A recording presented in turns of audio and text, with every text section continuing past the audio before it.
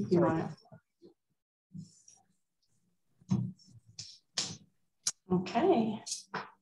I don't even have my book out.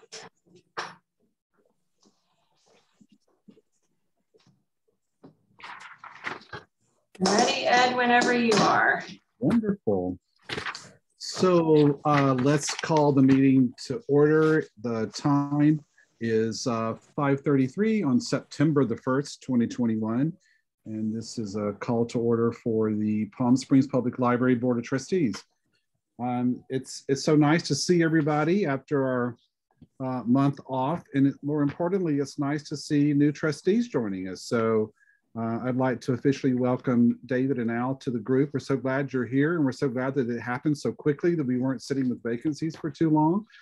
And I think that you'll really enjoy being a part of this very important board, and we look forward to your participation. So welcome to both of you. Thank you. Yeah. Thank you. You'll find that even though we're pretty formal, we're also informal. So, you know, it's about 5 people who really care a lot about the library and the business at hand and making sure that the library has what they need. So we try to run this meeting as formally as possible, but yet we understand people have thoughts and ideas. So if you have anything, just raise your hand. So I'd like to have Jeannie, if you don't mind, can you do the roll call? Mm-hmm. Craig Borba. Here. Juanita Garner. Here. Al Jones. Here. Ed McBride. Here. David Dorgaard. Present. Thank you. How about the acceptance of the agenda, Jeannie? The agenda was posted on or before August 25th. Thank you. Do we have, next on our agenda is number 3, public comments. Do we have anyone from the public that would like to make any comments? We do not, but we could take this time to introduce everybody if you wanted to. Do that. That'd be great. So you want to start? Let's start with you. Oh, yeah. Mm-hmm. I was like, I know who I am. I'm Jeannie Case. I'm the library director, and I just celebrated my 9th anniversary at the library. And before that, I worked almost 10 years at Riverside County Library System. So I've been in the Valley since 2.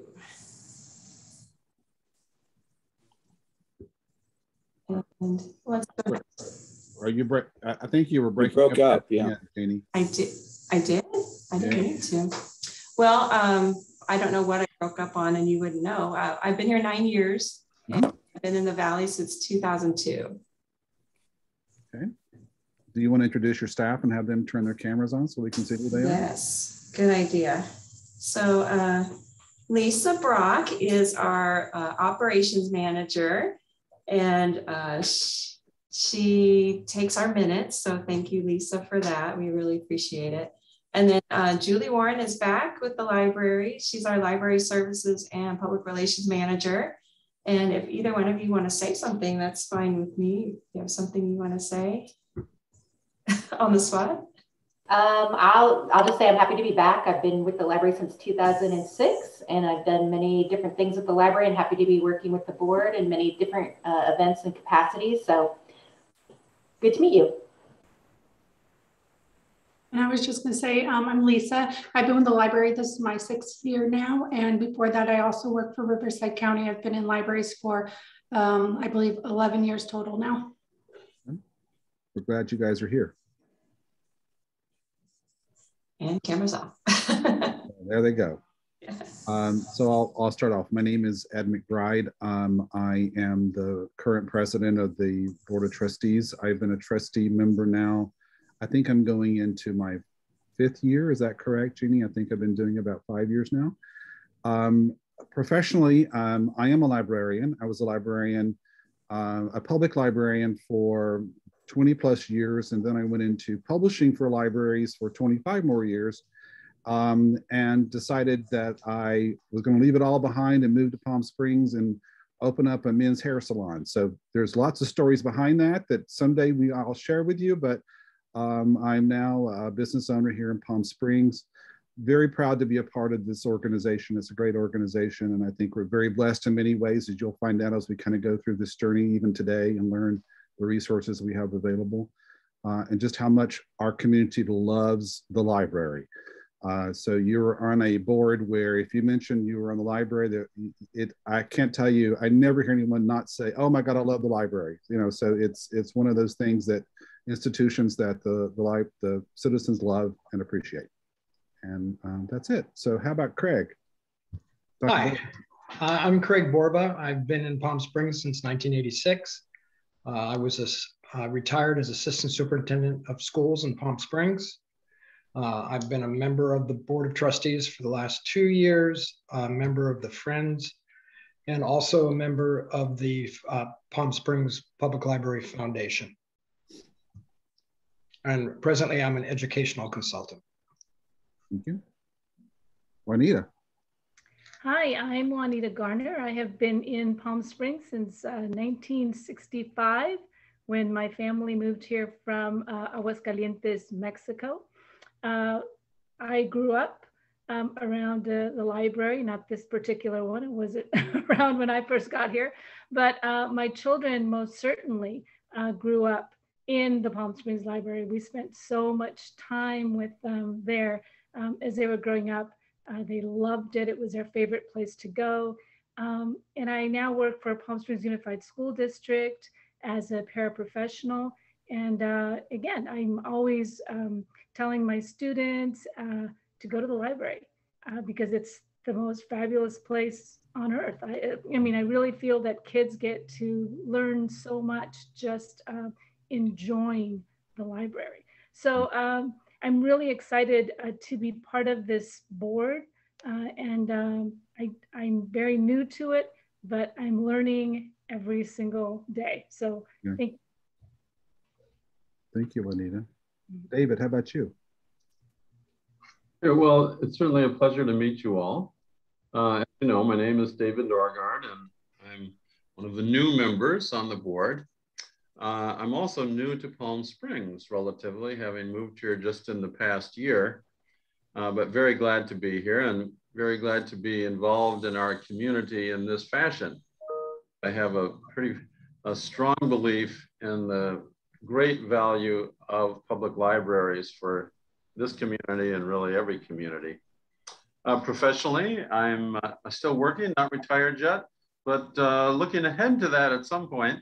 I am on the faculty of a small private university called Antioch University, which is headquartered in Ohio, but has an online division and campuses on the West Coast. So I teach in its graduate management studies area, specifically on such matters as fundraising and board governance. So that's sort of my bailiwick. Wonderful. Let's see, what else? I'm also an Episcopal priest. That's how I first entered the nonprofit sector and have retired from the church, but still active in it. Welcome, that's great. Thank you, good to be here. Mr. Jones. Well, first I'll say I'm an Episcopalian. I was Catholic, so I'm Catholic light. So we'll get that out of the way. Already converted one. Yes, and secondly, I'm 98 years old, but because I'm a regular patron of the men's salon that Ed owns, he makes me look much younger than I am. Thank you, thank you. Thank you. Yes, I pay the rent regularly for his building. I go there so frequently. I spent 45 years in higher education administration. I was in the office of the Chancellor for the California State University System for 30 years. I oversaw 26 programs for 23 campuses. The liaisons really were with the provost and the vice president of student affairs. So academic outreach, admission, financial aid, 26 programs. I won't bore you with all of them. I helped bring up 3 campuses, CSU San Marcos, Monterey Bay, and Channel Islands in my career.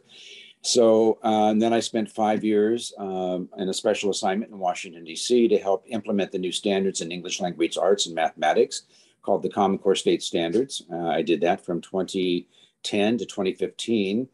And then I just recently completed a 19-month stint as a project director for the state of California's Bill Gates and Melinda Gates grant to develop a longitudinal student database from pre-K all the way through K-12, higher education, the workforce, what have you.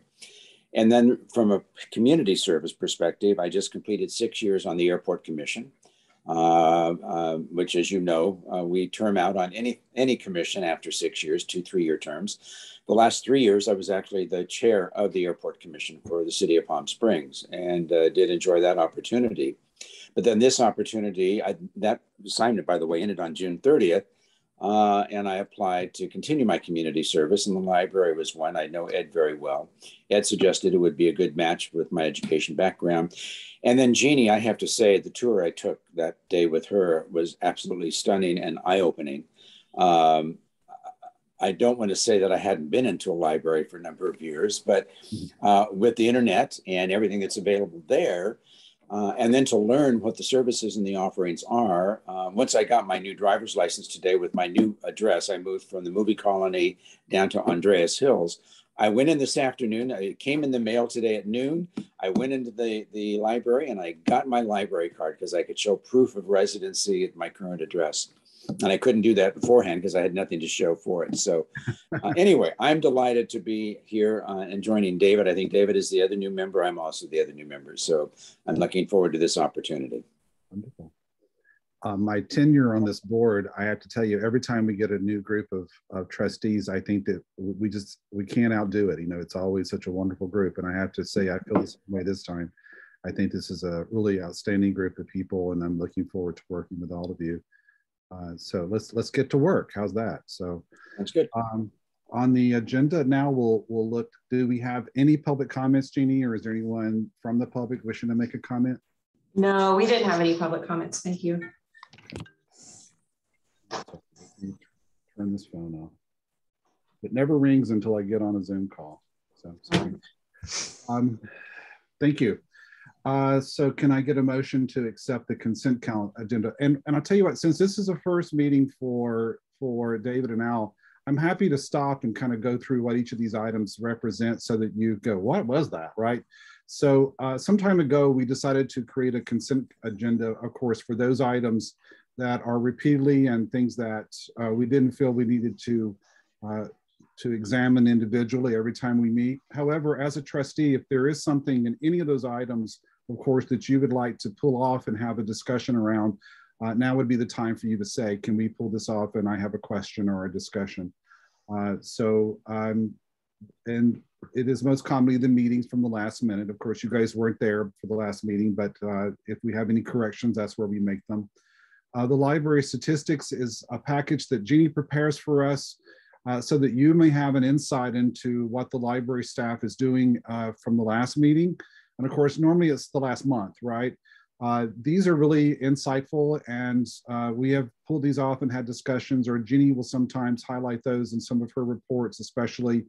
And like this time, I expect her to give us some updates on some programs like summer reading and those kinds of things, but those are all part of her statistical package. And then we recently added a donation report, which reflects any donations that we've received from anyone in the community or anyone in general, because we sometimes get them all over the place.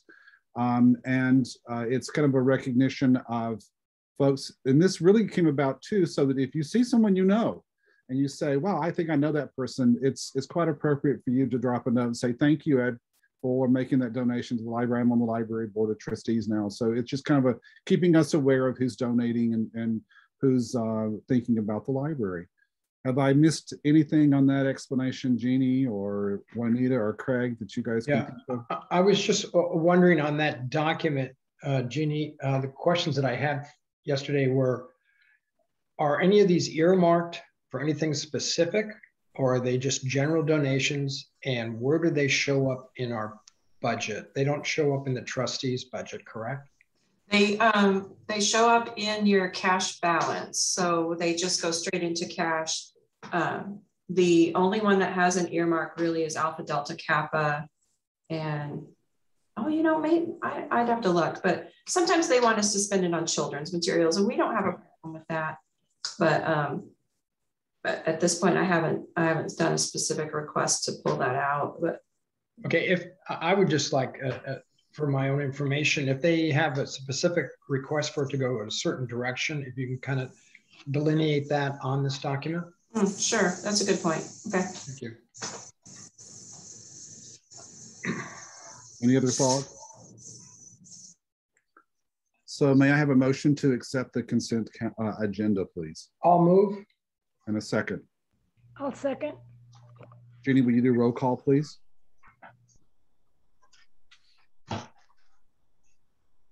You're on mute, sorry. I noticed, yeah. Craig Borba, Yes. Juanita Garner, Yes. Al Jones, Yes. Ed McBride, Yes. David Dorgaard. Yes. 5-0, all approved. Wonderful. The next section of our agenda, guys, is always where we have we have 3 reporting organizations that come to us. I don't know how much you may have received in your orientation about these organizations, but I'm assuming Jeannie went through each one of them for you, so you recognize what we're talking about here. Normally, the president of their boards will appear at our meeting and give us a report on activity. But I do know that both the Friends and the Foundation have been dark for the last 30 days, so that might explain. We'll hope that explains why they're not here. But I will, Jeannie, do you have anything from the Friends that you'd like to report? Yes, I mean, and Julie might want to chime in too about some of their upcoming things. But one thing I know, they've been doing great work this summer since we opened. Their book sales like gangbusters, both in person and online. And then they are working on merchandise to sell. And so they have t-shirts and they're getting some aprons. I've got some stickers. The graphics are really cute. But Julie, you might want to talk about, if you have anything to talk about for the Friends.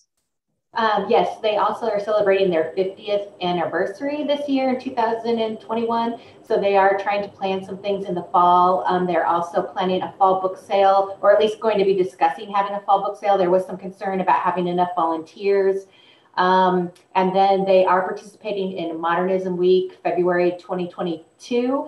They're having 3 events, a house tour, a lecture here at the library, and then an exhibit, a dishware exhibit again, that will be at the Wellwood. So they have lots of things in the hopper and planned, and which I'm helping them do a few things. And for their anniversary, we're Jeannie and I are going to be working on a proclamation to submit to the city manager and to do a proclamation on their behalf. Wonderful. That's great news. Anything else, Jeannie?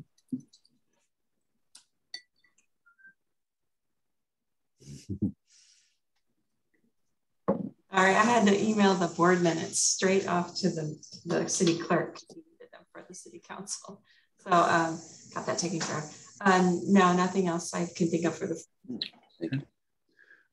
So David, and now what you will find out is that the Library Foundation was an organization that was founded through a loan from this body. And its primary focus, of course, is to raise money for the library. And in particular, we're in capital campaigns. And 2 of us are appointed by this body to serve on that.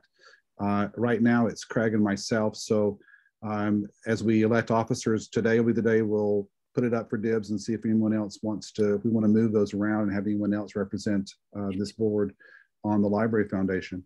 I can tell you that the recent information I received from them, even though they've been dark, they are working on an end of year campaign. So they have hired Palm Springs Life to help them with that. And they are going to be sending out solicitations probably closer to November, December timeframe. We did it last year and we raised, what was it, about $10,000. And it was very impromptu, very quick. So we're hoping this year with a little more organization.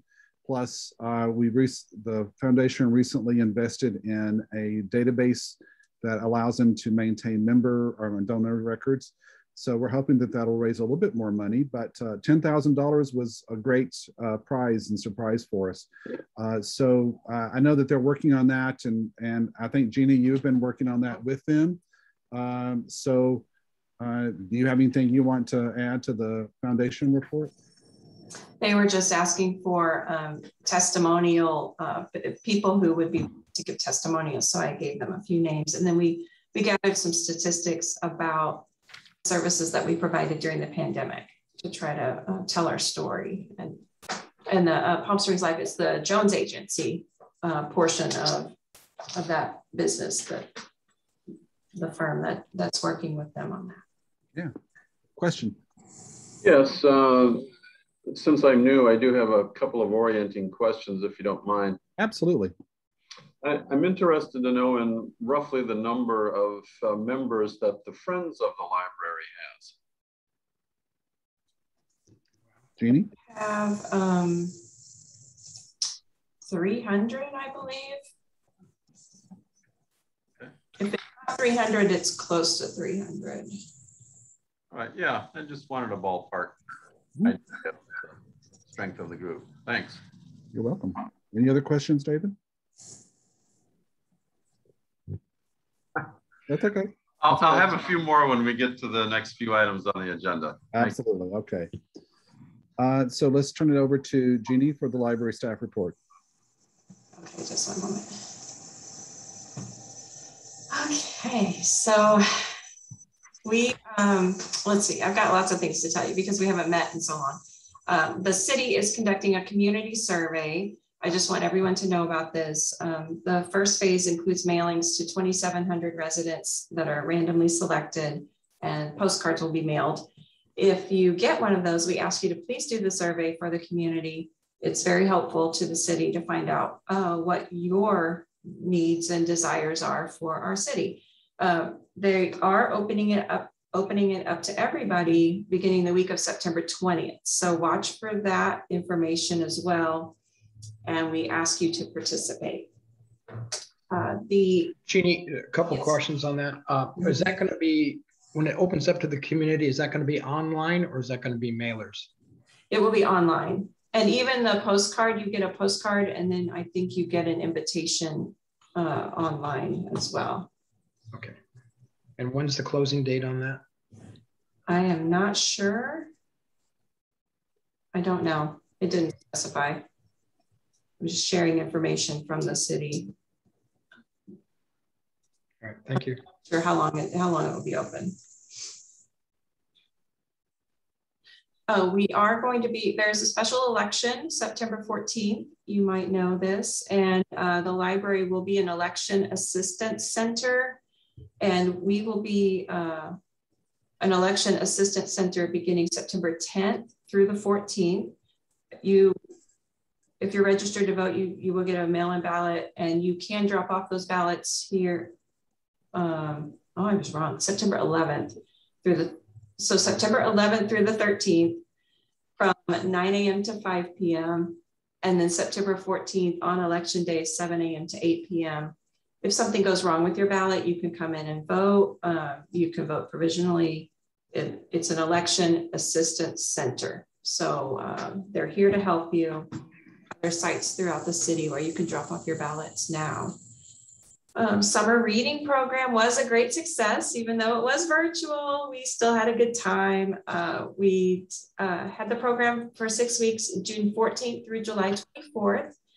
We had 496 participants, and the pre-K through kindergarten group tracked the number of books that they read, and they read 2,254 books. Oh, Juanita's kitty cat.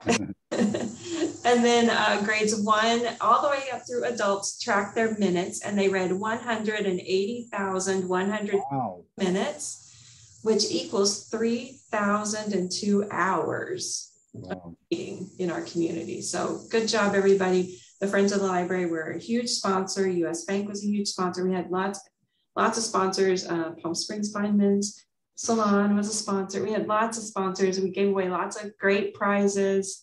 The kids were so happy, and it was kind of cute. For example, one child won a prize, and her family didn't tell her that she was going to the library to pick up her prize.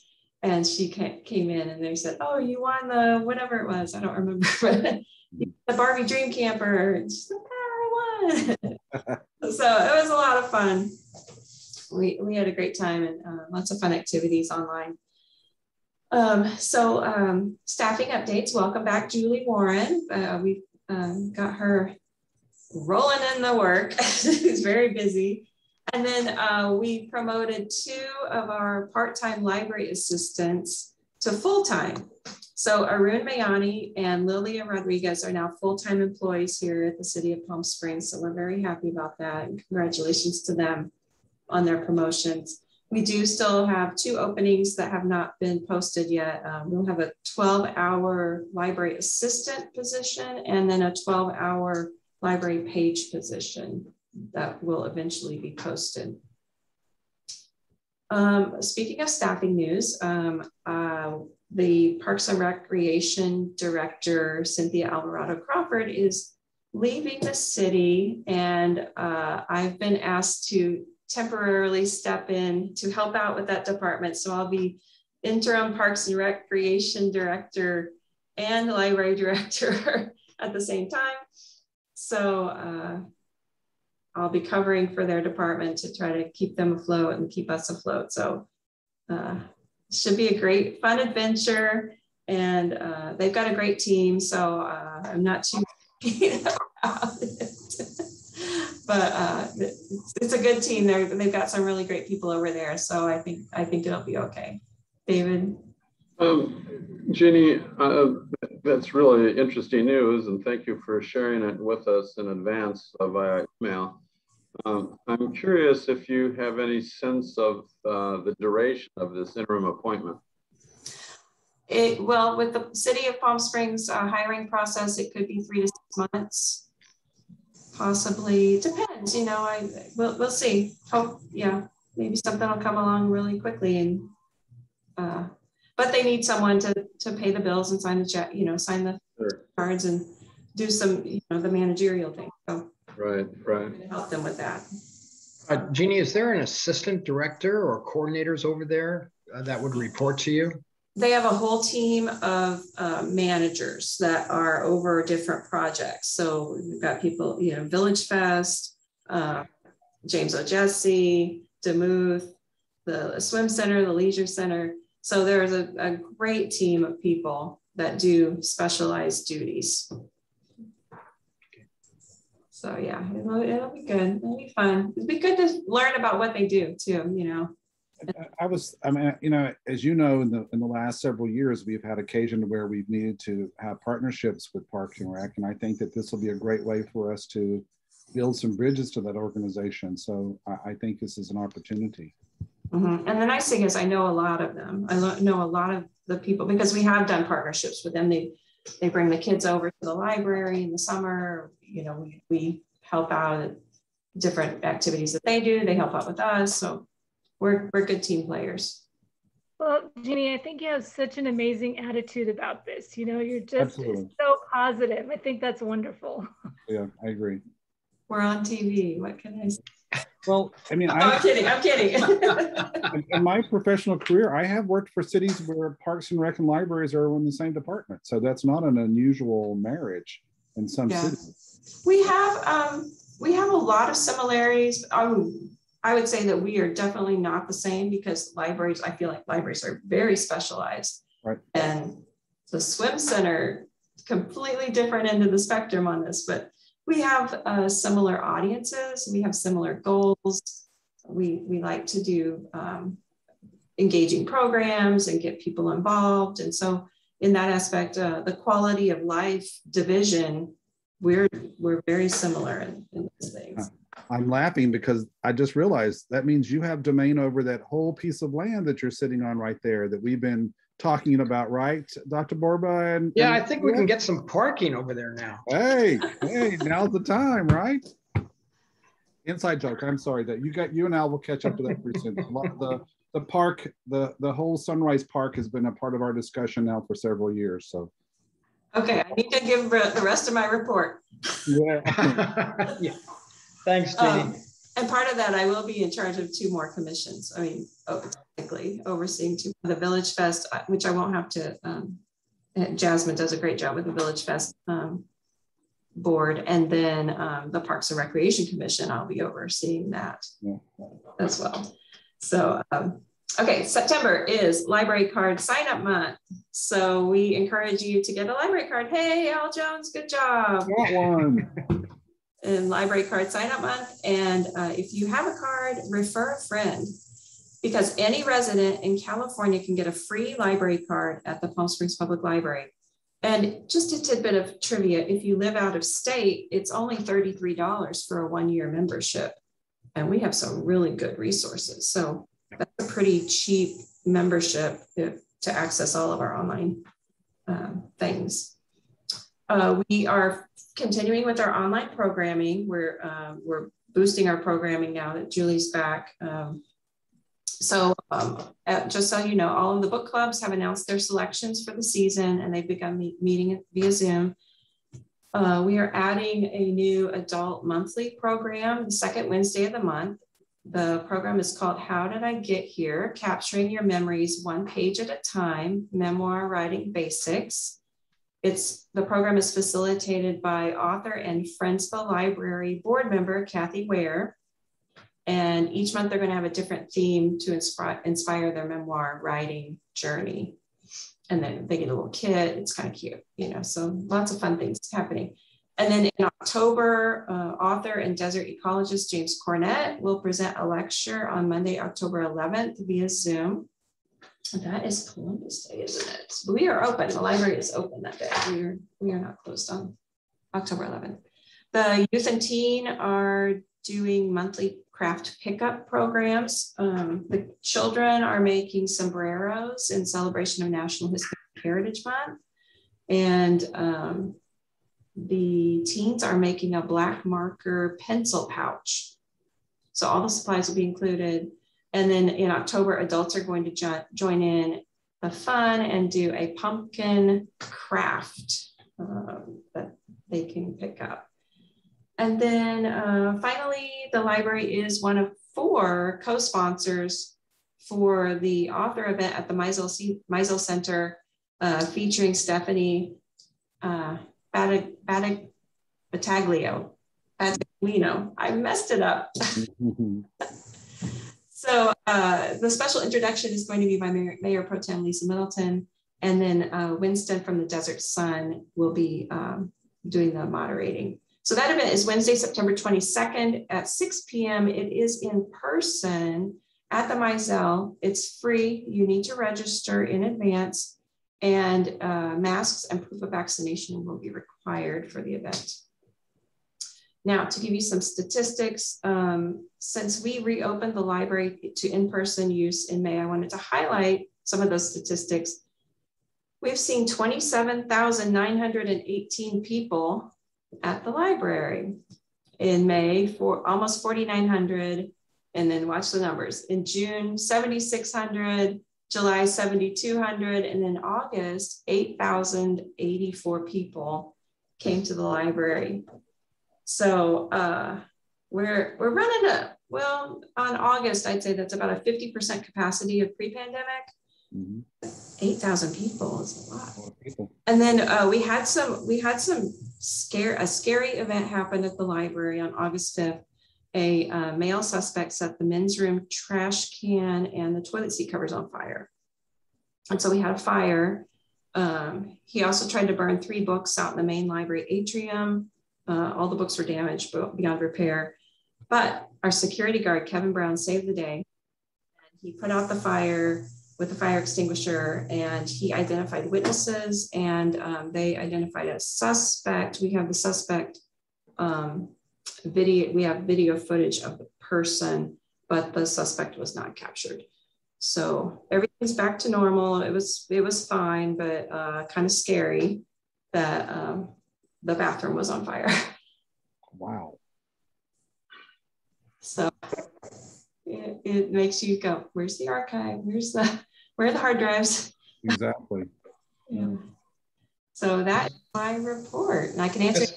Estimated damage costs? It was just toilet paper and. So no smoke damage, no repainting of the bathrooms or anything? Okay. No, there's, we had to replace the fire extinguisher and do a big cleanup, but we were really lucky. No, you bet. Very, yeah. Very lucky. Thank you, Jeannie. Any questions for Jeannie from the trustees? I do have one question about people visiting the library. You mentioned that one of the figures was about 50% of pre-pandemic averages. Do you have any sense that what will happen this fall? Will numbers continue to rise? In your past experience, do people return to the library in the fall? You know, our numbers are always really strong. We do see an uptick. Our biggest months, honestly, are January, February, March. And January's busy. And then we say February's busier, and we're, how could it get busier? And then March comes and it gets really busy. And we're swamped with people. And then snowbirds go home, and then summer reading starts, and then we start to see the kids come in. So we're always busy. We were on track to see, I want to say 500,000 people. Wow. You know, in the past. Maybe I'm mistaken. I think that was our circulation. We were doing 500,000 circs, but we were seeing about 300,000 people a year. Yeah. So Jeannie, I'm curious, did you, year over year, how does August compare to a year pre-COVID? I mean, because the last couple of years have been kind of crazy, but I mean, I'm trying to remember. Reason I'm asking is, I mean, as a business owner, we're seeing so many, we didn't see any kind of drop in July and August to our business as we have seen in previous years. I think it's indicative of, we have so many people who've moved to Palm Springs that we're not seeing those traditional, you know, snowbirds will go and it seems kind of empty. It did not seem empty to me in July and August. Thank goodness. I'm very thankful for that. But I'm just wondering if you guys saw the same thing. Yeah, let me look at the August statistics. August for 2019. Where's the door count? We had 16,922 people, and 2018, 15,700. So about half of 50%. Normal. Yeah. Yeah. Because you're at 50% capacity, right? No, we're 100% capacity. Okay. People can come in. Good. And I was going to add, I mean, from the airport's perspective, when I was still on the commission through June, the passenger traffic increased exponentially beyond anyone's comprehension or anticipation, either the airlines or us. And in fact, I think it was July was the highest record of travelers through the Palm Springs airport in its history. Wow. Now, this last week, everything dropped because of the COVID. The variant now is people are being more cautious about traveling. But there has been an increase of people at all levels becoming more engaged, out of fatigue, quite frankly, of COVID and the isolation and everything else. So that's one benefit I think the library provided, was an opportunity to re-engage in a different way. That was a very healthy way, I think. Yeah. And Jeannie, speaking of COVID, what is it that you in the library, what are you guys doing? Is everyone just required to wear a mask all the time? Are you guys accepting a vaccine ID if you don't have to wear a mask if you're vaccinated, or what is your policy? Now, the city's policy for the city facilities right now is just masks required. So we are making announcements regularly to remind people to keep their masks on. We patrol. Everyone 2 and over is required to have a mask at all times. Thank you. And if I remember correctly, you have masks at the entranceway in case they don't have them, which is great. We do. Yeah, we do. And we have hand sanitizer all over the place. Any more questions of Jeannie? So we've got bottled water. Any more questions for Jeannie? Thanks, Jeannie. Great report as always. Yes, nice job. The next section of our report is the primary purpose for this board is looking at the trust fund, and we have had for the last 3 years, our treasurer has done an outstanding job in keeping us informed and tracking this. And you'll see on the agenda, we're looking for a new treasurer of this group today. But the report that you are now getting is a result of this board spending the last several years really starting to refine what we want to see and the kind of information we want to see on the trust fund. We're going to talk a little bit more about that in a moment, but I just wanted to kind of give you some context on this next section. So it's not uncommon for us to get into the weeds on this particular section and ask questions.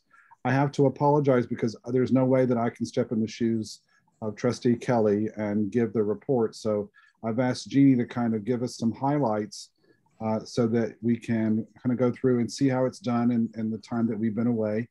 And then we're going to certainly be talking about this again. So Jeannie, you want to, and also for David and Al, this is a time for, if there's something missing and you have a question, it's quite all right to ask those questions, and we can always refine these reports to include additional information if we see fit.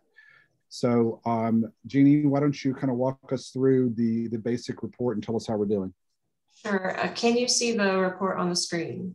Yes, ma'am. Yes. Okay. For some reason, that normal, I thought it had an outline on the screen that was sharing, but I don't see it.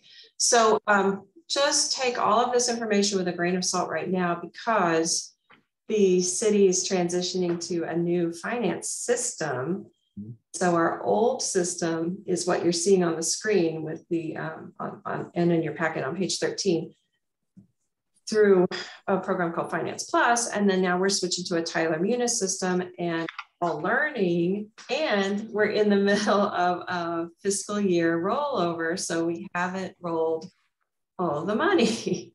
So it's kind of a mess to explain to you what's going on. So the other thing is we haven't met for 2 months, and at the end of the fiscal year, they always have a 13th period. So a 13th month, so that any of the outstanding bills and invoices can come in, and then they can close the fiscal year. So a normal fiscal year is 12 months long, but they have a 13th period. So I've included the 12th month reports because you want to see all of your reports. So this is your cash balance as of June 30th in the old system. So then page 14 of your packet shows your interest income. And again, this is the 12th month. I'm going to go to the 13th month because you'll see more information and it'll be more up to date. This page 15, is the expenditure status report. And this is of the trust funds that we've set up into different accounts. So the numbers don't match your cash balance because we didn't allocate everything exactly dollar for dollar. Page 16 is an expenditure audit trail. Now this is a specific one line item of your account showing all the transactions. I'm going to skip ahead. Page 17 shows the expenditure status of the library budget. So these are the library purchases and all of my accounts that I spend. And there's the second page of that. David. Jeannie, thanks. Yeah, on page 17, I'm just to learn a little bit more about the typical percentage of the annual operating budget that is dedicated to acquisitions of books and purchases of journal subscriptions and so forth. Okay, great question. Let me zoom in here. So the line items, these three that I'm highlighting, can you see my highlights? Yes. Okay. So my book budget, the other thing is we had such a short budget. This is not a typical budget for the city. We were in financial crisis. So my book budget's half of what it normally is. So for books, those were physical hard, books. Right. And publications, we canceled every magazine and newspaper that we had for the year. We were closed. Normally that'd be about a $9,000 line item. And then audiovisual materials are DVDs, audiobooks, music CDs, something that requires a plug or a player or something. And again, that's about half of what it is. Okay, so this really reflects the pandemic situation. Yes, yeah. It's way shorter than it usually was. It was about a $220,000 batch. That doesn't include our online databases. Now we have up here this category called electronic databases. That's where we pay for Canopy, Overdrive, Mango Language Learning, all of the homework help, all of those digitals, Freegal, all of those things. Okay. Now, we did not cut that budget, right? Because that's what you're relying upon to serve the community was electronic databases, correct? Yeah, in fact, I think I got an increase in that category a little bit. So that's, did that answer your question? Yes, thanks, Jeannie. Perfect. Appreciate that. Okay, no problem. And then this page, what are we on? 19. This is the 13th month. So this is the extra month. Again, it's still not even close. So this, all of our transactions have gone through. We're complete here at the library. We've completed our payments. All of our invoices have come in. We're just waiting for the city to finish all of their transactions and then roll everything. So Jeannie, I guess a note on this page is that yes, at the end of the year, it looks like the Library Foundation has continually paid down their loans. So we're now down to $70,000. So David and Al, the Library Foundation has been paying a monthly, I think $2,000, right, Jeannie? Yes, to pay back the trustees on the loan that we gave them to form. And they've been pretty good about doing that, right? So they are 3 months, yeah. Okay. It started at $100,000, by the way. We gave them $100,000 to begin with. I see. Okay. Yeah, that's good to know. I was curious about that too. Yeah, I'm keeping track of that too in my own files, and there are little quirks on here. This $25.95, that's a check that you got. You weren't supposed to get it, but it was supposed to go to the library. It was a lost book, and they deposited it in the trust fund. So congratulations, you have $26. Thank you.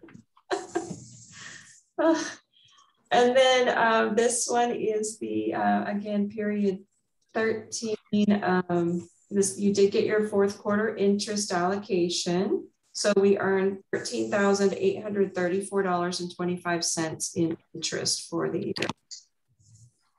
And that money went straight into your cash account. So it should be there. Okay. In page 2. Now on this page, this one's very detailed. This is the revenue audit trail. This is the detailed accounting of every deposit in your account. And we've gone over a lot of these in the past. So you'll see like a $250 donation and whatnot. I'm not going to go into detail on that. It's in your past records, unless you need me to. I will if you need me to. This page on page 24. Jeannie, I'm sorry to interrupt you. No, go ahead. One question. I think at page 23. Again, this is really more for my orientation. What would you say is the average annual total of donations directly to the library? Well, to the trust fund specifically? Yeah, I guess I should put it that way. Yeah, it does vary. Depends on what's happening with donations. One year we might get a $25,000 gift. Another year, I know we've got one coming from the Hostrops for $1,000. So it hasn't come yet, so I didn't, put it in any reports, but it varies. And I think it depends, I think in the past there was a lot more solicitation of that, and now there's not so much. It's more directed to the friends and the foundation, but you could solicit and ask for gifts to go into this fund. But it's really, last year, I think we had $700. It wasn't a lot. So it could be 700, it could be 25,000. This is going to be a huge topic for us to discuss this year, by the way. So. Oh, okay. Yeah. Good to know. You could do fundraising. You could fundraise for this fund. Yeah.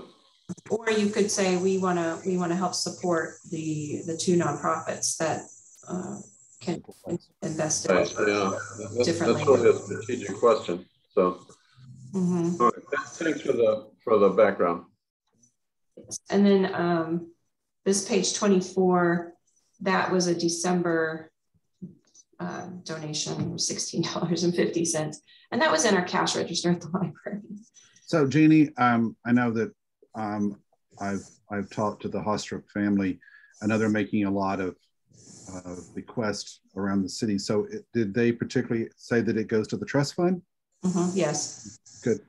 Well, it says Palm Springs Public Library for sure.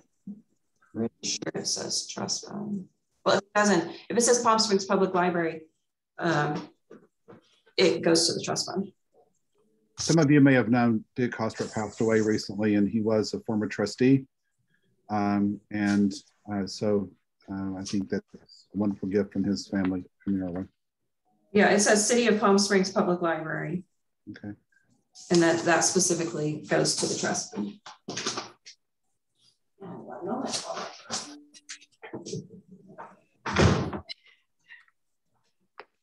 Okay, and then on page 25, these are her friends' transactions. Now the friends, I will tell you, we've been trying to get this friends account to stop having money go into the trust fund.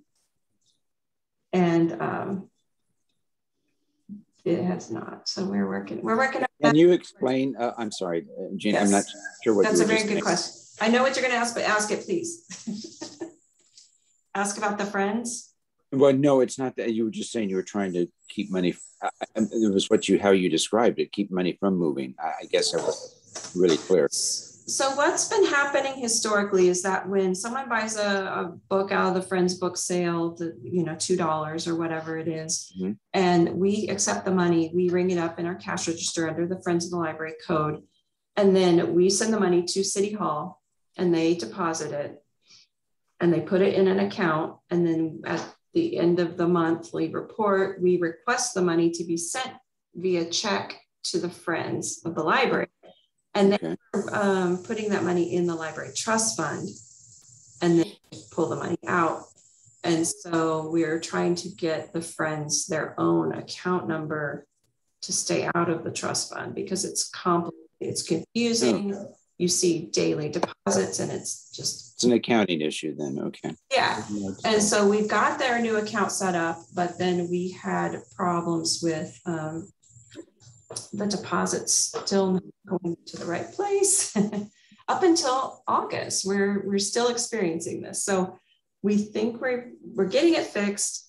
There is still money in your account that belongs to the Friends. It's you'll see it down here, like $1,495. Mm-hmm. I apologize. We are working on it. We want it to be fixed. I'm sure you do too. These are just specific detail accountings of each one of your line items, which you can look at. And when we buy the books that you've authorized or the DVDs, every single invoice gets charged to your account. So that's the swirl you're seeing on your screen right now. Also, David and Al, any project that we as a board decide to fund will be listed here as well. So you see there, stop right there, Jeannie. Mm-hmm. Wellwood Patio was a project that the trust fund was used to supplement the city fund. So we always show that, and you'll see that as a roll up, that this is the detail about how that money came through our account. Anyway, just so you know, you may see projects from time to time and wonder, well, what is that? Like there's furniture, there's a shade that we had built. There's the library campaign. So from time to time, strategic planning was a big one where we paid some money to hire consultants to come in and help us develop a strategic plan. So that's how we use the trust fund. Now. That's helpful. Thank you. The page 36 is just the simplified version of what all those details. Right. And and they're the 13th month of the library. So Jeannie, hold on a second. Can you go back to page 33? This may be a carryover question from a previous meeting, but I think I know the answer, but I'm going to ask anyway. Craig and I need to jump in if you feel. We asked before, this is where we have given you money from the trust fund to purchase materials, and this is showing each of those invoices as they've flown through our accounts, right? So we're not buying books from Dorgaard, you are. So, but we gave you the money to spend for this year, correct? Mm-hmm. Yeah. Yep. We've never seen it this expanded, I don't think, have we? Yeah, I haven't seen it that way. Yeah. No, you all wanted to see like details, so Yeah, makes sense. Every check, every. And David and Alan, once a year, Jeannie comes to us and says, "I need this much money to supplement or to purchase books." Sometimes it's money that we have been given that's restricted to purchase materials, so she's coming to ask to draw down that. And in the past, it just kind of rolled up, and we were asking, well, where does that money go? So Jeannie expanded the report so we can see, maybe we didn't want to see every invoice, but we're seeing every invoice that she approves for that money that we give her as a board. Okay. Yeah, you normally saw page 36, yeah. And it would say trust fund books. We spent $1,300. Yeah. But now if you want to see it, yeah. But I'll tell you, the new finance system, we're struggling to try to find these kinds of reports. But I think Lisa figured it out. So that's a good thing. And I'll show you on page 39. Yes, David. Question to either you or Ed. This isn't really a financial question, but on page 35, there was this item about strategic planning consulting. So is there a strategic plan? Should I? Yes, there is. Okay. So we'll make sure the two of you get a copy of that ASAP so you can review it. But it was a process that involved the community. Many community participated in that. You know, and a strategic plan always needs to be reviewed and updated. And I think that we may be coming to the time to where we need to pull it out as part of this board and just kind of brush it off and make sure we're meeting our goals and objectives, number one. Right. But maybe it's time to refresh based on the direction we go as a board, which is coming up. So, yeah. And I'm laughing because it's expired. Yeah. And we'll talk about it on 7C. Yes. That, because that's where the city is working on a visioning plan. Okay, on page 39, this is what our new financial reports are going to look like. Just for the record, so you know, page 40 is just ignore that one because it's old. It says balance sheet for 2020 period 13. That is old information. 39 is more up to date. But please note that the money is not correct on this sheet because it's showing that the loan is still 90,000 instead of 70,000. The money hasn't rolled over exactly. So everything's just a mess right now. So just please bear with us. It will get straightened out. It will be corrected. The $1,493, that's the money we owe the Friends. There's just stuff going on. But this is the new format from the new system then, what you're saying. Yes. So in some ways it's cleaner. It looks nice. We just need to learn how to use it. Sure. On page 41, the expenditure status report comes now in either Excel or a PDF. And so I put it in Excel and combine all the divisions together. So we've got the main library accounts, and then we've got Wellwood Murray, which I never included with your reports before. And then the library trust fund. And you'll see the library trust funds are all zeros because they haven't rolled the actual money. We need to get that fixed because we need to pay those bills. Do you all have any questions about that report? It says new year, original budget, revised budget, minimal balance encumbered. Yeah, it's kind of something new. We'll figure it out and get it all legible. So that's the financial report. So I would sure exactly what to tell you the total is. I'll tell you as of July 1st what your balance was. It was $2,056,467.05. So that was the longest, maybe the longest treasurer's report ever. Oh, no. I think we've had longer ones than that. But if anything, it was, if anything, I think it probably was, a 10,000-foot view for our new board members. And normally we do, or we can really get into the weeds on some of these. We've really been watching the Friends transactions because it seemed to throw us. We'd see these little bits of money pop in and pop out.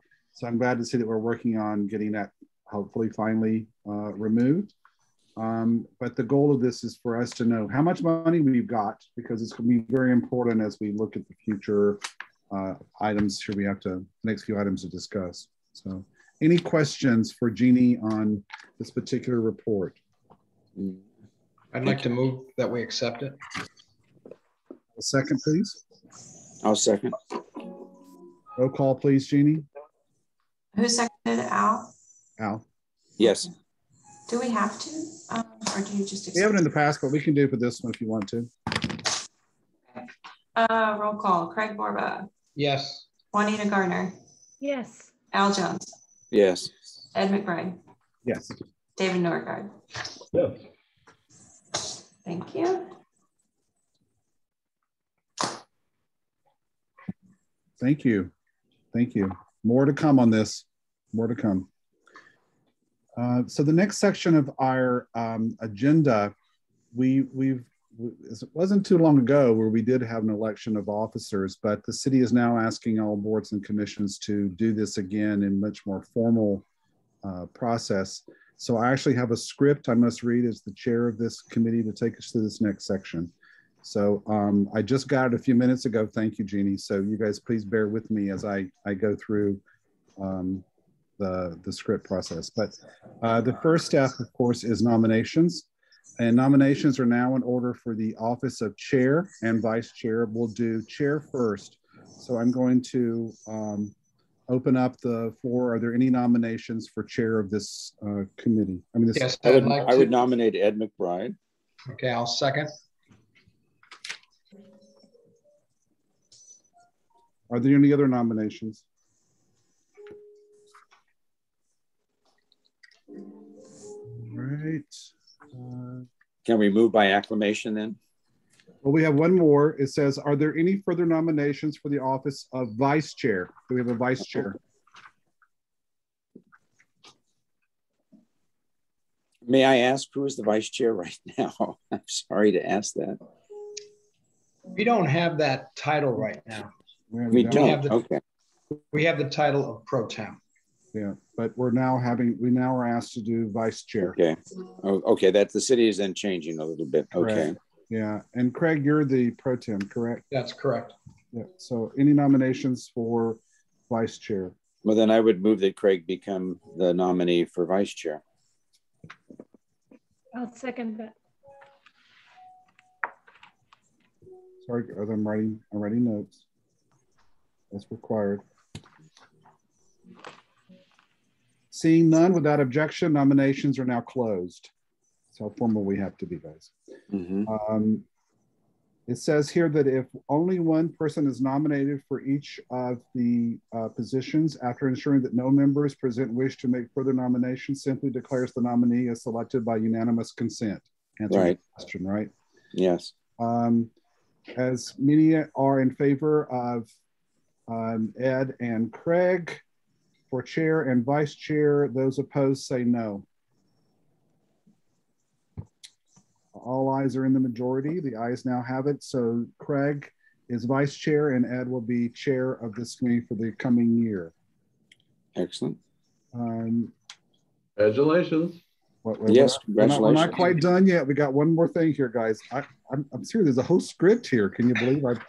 I'm sorry. I can. I was chair of the airport commission for years. Yes, there are scripts we have to follow. I'm sorry. So and the final step is I request a motion to accept the election of Ed McBride and Craig Borba to the office of chair and vice chair. Is there a second? I'll second. May we have roll call, please, Jeannie? I always look. Craig Borba. Yes. Juanita Gardner. Yes. Al Jones. Yes. Ed McBride. Yes. David Dorgaard. Yes. Congratulations. Thank you. Thank you. Yes, congratulations. I promise next time I'll read the script a little bit before, so it's not quite as convoluted. So just forgive me. Okay. I forgot. I thought, oh, there is a script, isn't there? Thank you. Now, probably the most important position we have is our treasurer position. As you guys know from just looking at these reports, our treasurer really is going to be driving our agenda, at least for the foreseeable future. I think that based on our conversation and the direction we must go, I can't stress enough the importance of this position. In the past and over the last, I would say, year, the treasurer has formed relationships with City Hall, especially the budget director and the finance manager, to make sure that our numbers are correct, we're getting the right reports, we're changing anything that might need to be changed. So this position, as you just saw, has a major part of every meeting and explaining to us where we are and helping present decisions. I think it's important to note that we're going to be talking about something in the upcoming agenda where this board has for at least the last year or longer has been pursuing on how we can manage the investments of our monies in our trust fund. And I'm gonna have a report on that next. So even more so, the treasurer is important because it would fall upon that treasurer to help us manage and oversee that. So with that, I'd like to ask, are there any nominations for treasurer or volunteers?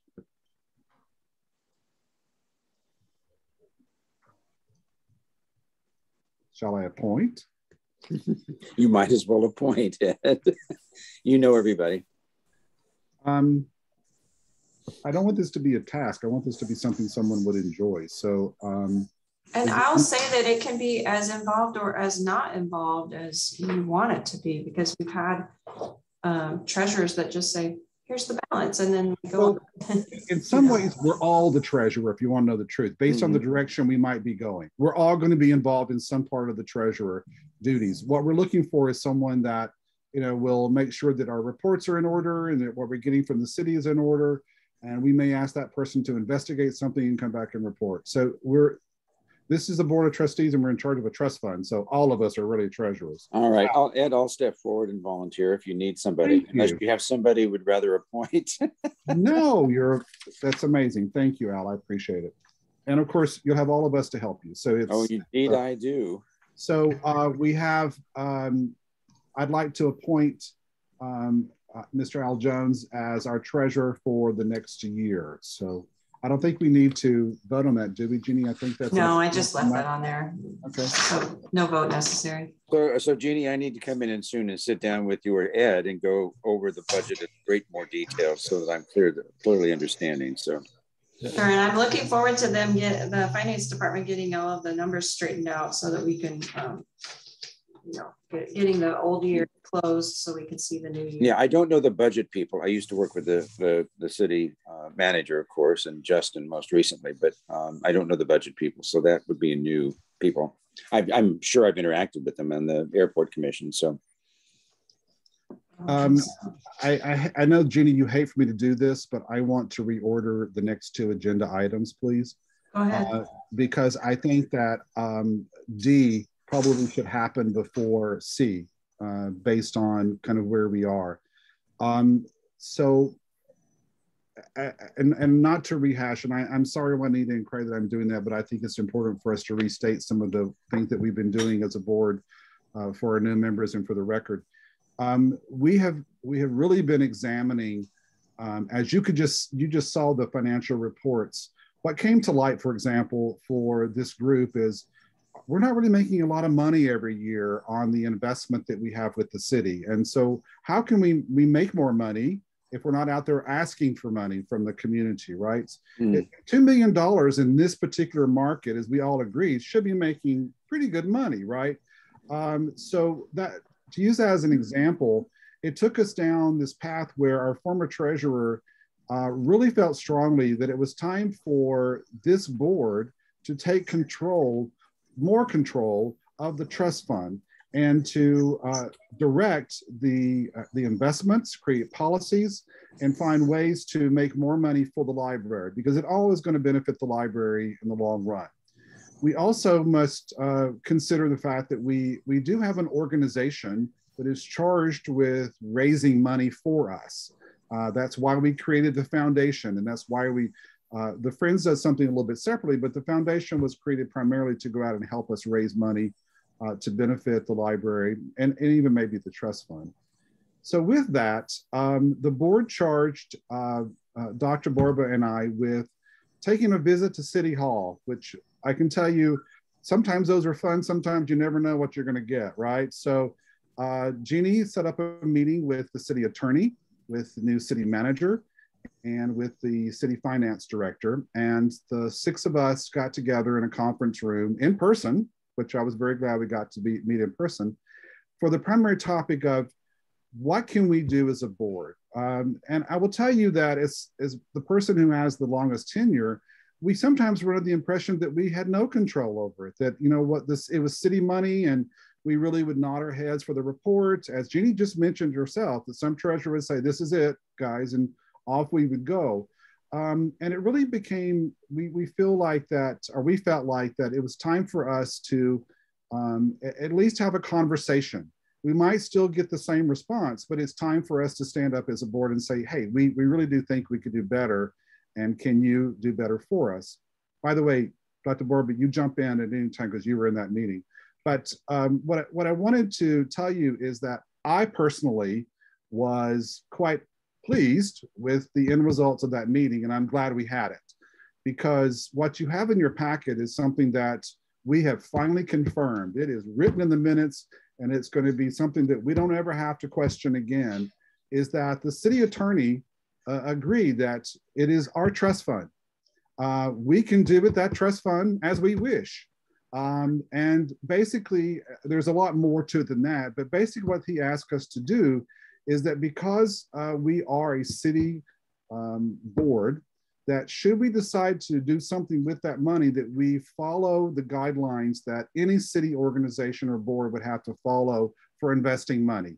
And he cited I'm sorry, I can't remember when, but you may recall Orange County filed bankruptcy many years ago, and there was a lot of turmoil and upheaval about how they invested money and lost money. So there is state law that says if you take money like this, you can't go out and buy Bitcoin, for example. I mean, you really have to be smart about how you invest it for the public good. We all agree with that. I don't think there's anyone in this organization right now today that would not, I don't think anyone's saying let's go buy Bitcoin. However, the city finance manager shared with us that the city is moving to a new investment organization to invest city money. By the way, our money sits in a pot with everybody else's money. And it's not that it's lost, it's assigned to us, but when they go out and invest money, they invest this big pot of money, which includes our money. And she informed us that they have hired a new organization to manage their investments because they too are concerned about the return and how they can improve those returns. So when we shared with them that we're seriously thinking about looking at other firms, we might want to take some of the money out. We might want to take, and by the way, some could be all or part of it. We wanted to make sure that it was okay, and it is. If we decided as a group that we wanted to do that, we certainly can, as long as we follow those guidelines that they've given us and just be aware of how we invest it. The other part of that is that they said to us, we should consider them as one of those options with this new improved, then I'd say improved, I'm sorry, this new firm that they've hired may be able to give us some options that, let's say, a Wells Fargo Advisors or anybody else out there we might consider, they might be able to meet or beat the program that we're looking at. So she urged us not to totally walk away or turn away from the city, but to consider them one of our options. And I love that idea. I think that's a very wise thing for us to do. But more importantly, we also I think as a group, we're at an important juncture. So you're joining us at a great time where we've been sitting on money that's been entrusted to us for a very long time. And as we look ahead, I think all of you know that we've entertained doing some capital campaigns, and also the city has included in Measure J money to update the main library, to also provide money to update the JC building next door. So the city is beginning to engage, and we've always been a priority, but I feel that we're now for sure a priority now that things are getting hopefully back to normal with city money for Measure J. So now we have an opportunity to help supplement that and give the library their wish list. If the city's going to build brick and mortar, we can come up with the money with our other partners to give them the things they really want, you know, and make this the world-class library we've always wanted. So I'm giving this introduction to kind of let you know, and also to report back to Juanita and Craig, you were there, that we've made a huge jump. And I'm so sorry that Trustee Kelly isn't here to hear that, because he worked so hard to get us there. Yes, he did. Felt so strongly about it. So I must give him the credit for that. But it's liberating. It's a little scary. But at the same time, it's empowering for us to finally know that I think we're in charge of this money in a way that we've never been. I think with that, we have to finish the discussion about, because we had a discussion not too long ago where we looked at other organizations, both for-profit and nonprofit. When you're in charge of money and you're on a board, there's huge responsibility with that, as we all know. And we have to understand what that responsibility is. You know, signing up for a board where you're just making policy decisions about the library is one thing, but if you're now personally directing $2 million and where that money is going to go and how it's going to grow, that's a very serious sign up, right? So I think that all goes into where we are and what the next steps are in the conversation. So I'm going to stop there and ask Dr. Borba to add to that or make comments or whatever he might, because he was there too. Yeah, you know, you really covered it well, Ed. It was a wonderful meeting. I felt out there after I left that we were empowered to make some decisions, which I think is important for us. We're very concerned about the poor return that we've been getting this past year when everybody else is really maximizing their incomes. We were unable to do that. And it looks like they kind of gave us the green light. I'm on 2 other boards, and one of them has an endowment of a little bit over $1 million. And then the other board that I'm on, we have an annual income of $2 million that we distribute throughout the Coachella Valley. And we have them invested either in the community foundation or with Wells Fargo advisors. And the return that we've been getting far exceeds what we've been getting through this investment. I'm not personally looking at pulling them all out, but maybe we should start moving some of that money into other investment areas for our own protection and for the growth of the library. I'd love to be able to give the library more money each year. Absolutely. And this might give us that opportunity to do that. Jeannie, anything you'd What like return are we getting right now? Excuse me for interrupting. Oh, no, that's okay. I thought it was 0.5%. I think it is 0.5%. Yes. Oh, now you know why. Do we have your attention? Oh yeah, you got my attention. No, nobody's performed that poorly. Are you sure? There's a page in your report that shows the fourth quarter the interest income. So that's really startling. Oh, that's okay. The figure they gave me was bleak enough. I don't need any more detail than that. You make your point quite well. Now you know. Now I know. We made $13,000 in interest over the year. Jeannie, you have any thoughts you'd like to add? You were at that meeting? No, it was a good meeting. I just, I'm optimistic about their new investment company and see what sort of investments that they are talking about. And it's possible, like you said, it's possible that that's a great option just to stay where we are. But she also invited us to participate in her weekly investment call too. So what's the name of the company they hired? Don't ask, I can't remember. I knew it. I was like, somebody's going to ask me, and I can't. I was looking online. I didn't see it. It's in my notes somewhere. I need to find it, but that's all right. No, yeah, don't stress over it. You'll get to know it. So, are there minutes coming from those weekly meetings they're having? That's a good question. No, I don't think so. I think she's just meeting with the investor, just like she would meet with an employee. Because I'm wondering if there's a report going to the city council that we could have access to. Well, on the finance, on the city's website, they do a monthly financial report, and they do list their investments and all the different investment pools. So it's included in the city council probably once a month. But I know if you go to the city's finance department, that's where I was. I haven't updated it in a few months. I'm trying to, move the year. But you go to the finance department, and then you go to treasury. Then there are the treasurer's investment reports. And the last one that's listed is April 2021. All right, but that's not the new company, correct? Or is that the old company? I don't think that's the new company, is it? Yeah, I think the new company is either just starting. Yeah, so I got that impression. Yeah. Okay. You mean as a company they're starting? No, I mean it's for working for the city. Oh, okay. Working for the city, they're new, but they've been around for a while. Hopefully. Oh, yeah. I can't think of the name. It wasn't familiar to me. I don't know. Okay. All right. I think they specialize in public funds and public investment policy. So I think that's why they were selected, but I'm pretty sure they went through a rigorous evaluation for the city to choose them, right? I'll get, if one of us can get it, we could email the whole board. Great. The name, right? So anything else, Jeannie? I'm sorry, I didn't mean to cut you off. No, it's good.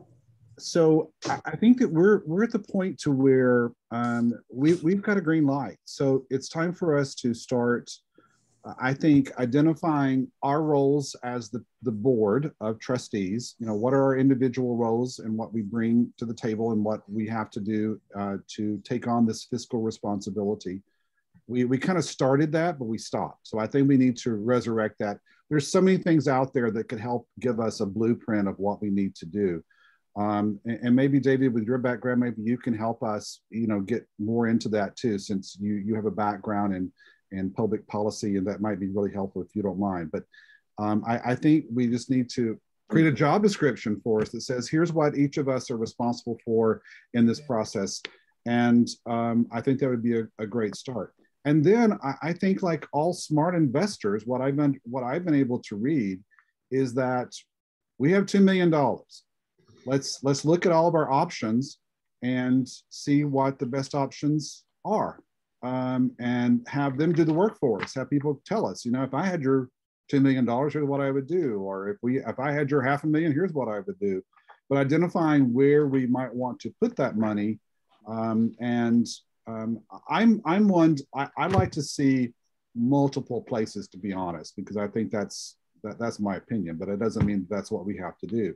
But I think that's where we could look at ways to places and ways. So let me stop there and see what anybody else might be thinking about. Juanita, what do you think? I mean, you've been through this path with us from the very beginning. What's your reaction to the news?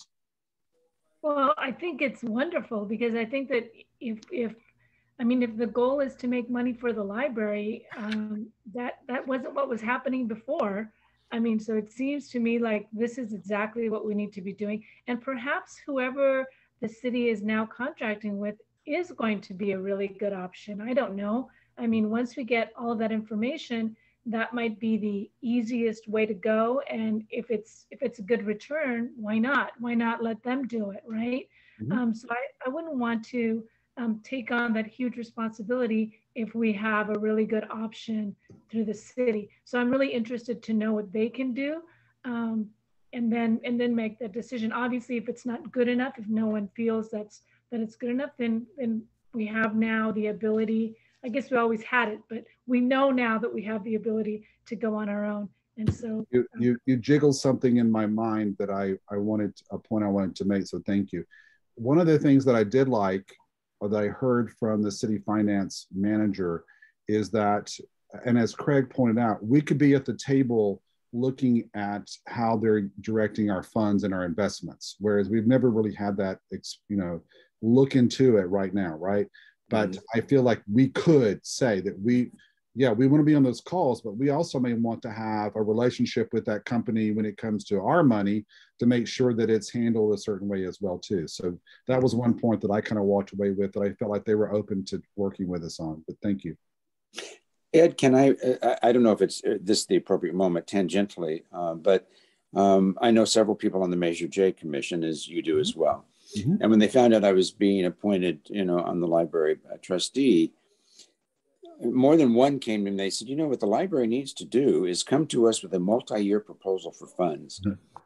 And I mean, they opened up the door. I mean, you don't tell somebody as a trustee, say, hey, come and ask us for money, but they did. But that's just another revenue stream that we need to consider probably. But they said it needs to be a multi-year request for funds with X number per year, but to come up with some type of what it is we want to do and how much we want to ask. And Measure J, I mean, they have quite a few funds, although the city council does really direct most of the use on how it is. But anyway, I just wanted to throw that in the mix as we're looking at revenue sources.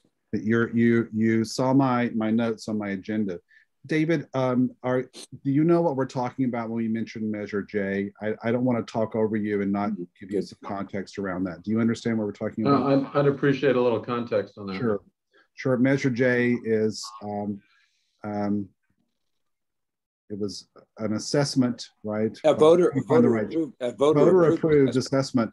And the side note to that is the library was used as a reason to pass it because the library is going to receive all this money and be a wonderful place. I'm being facetious, excuse me. But so the library was always intended to receive some of that fund. But, it's money that helps us have good streets.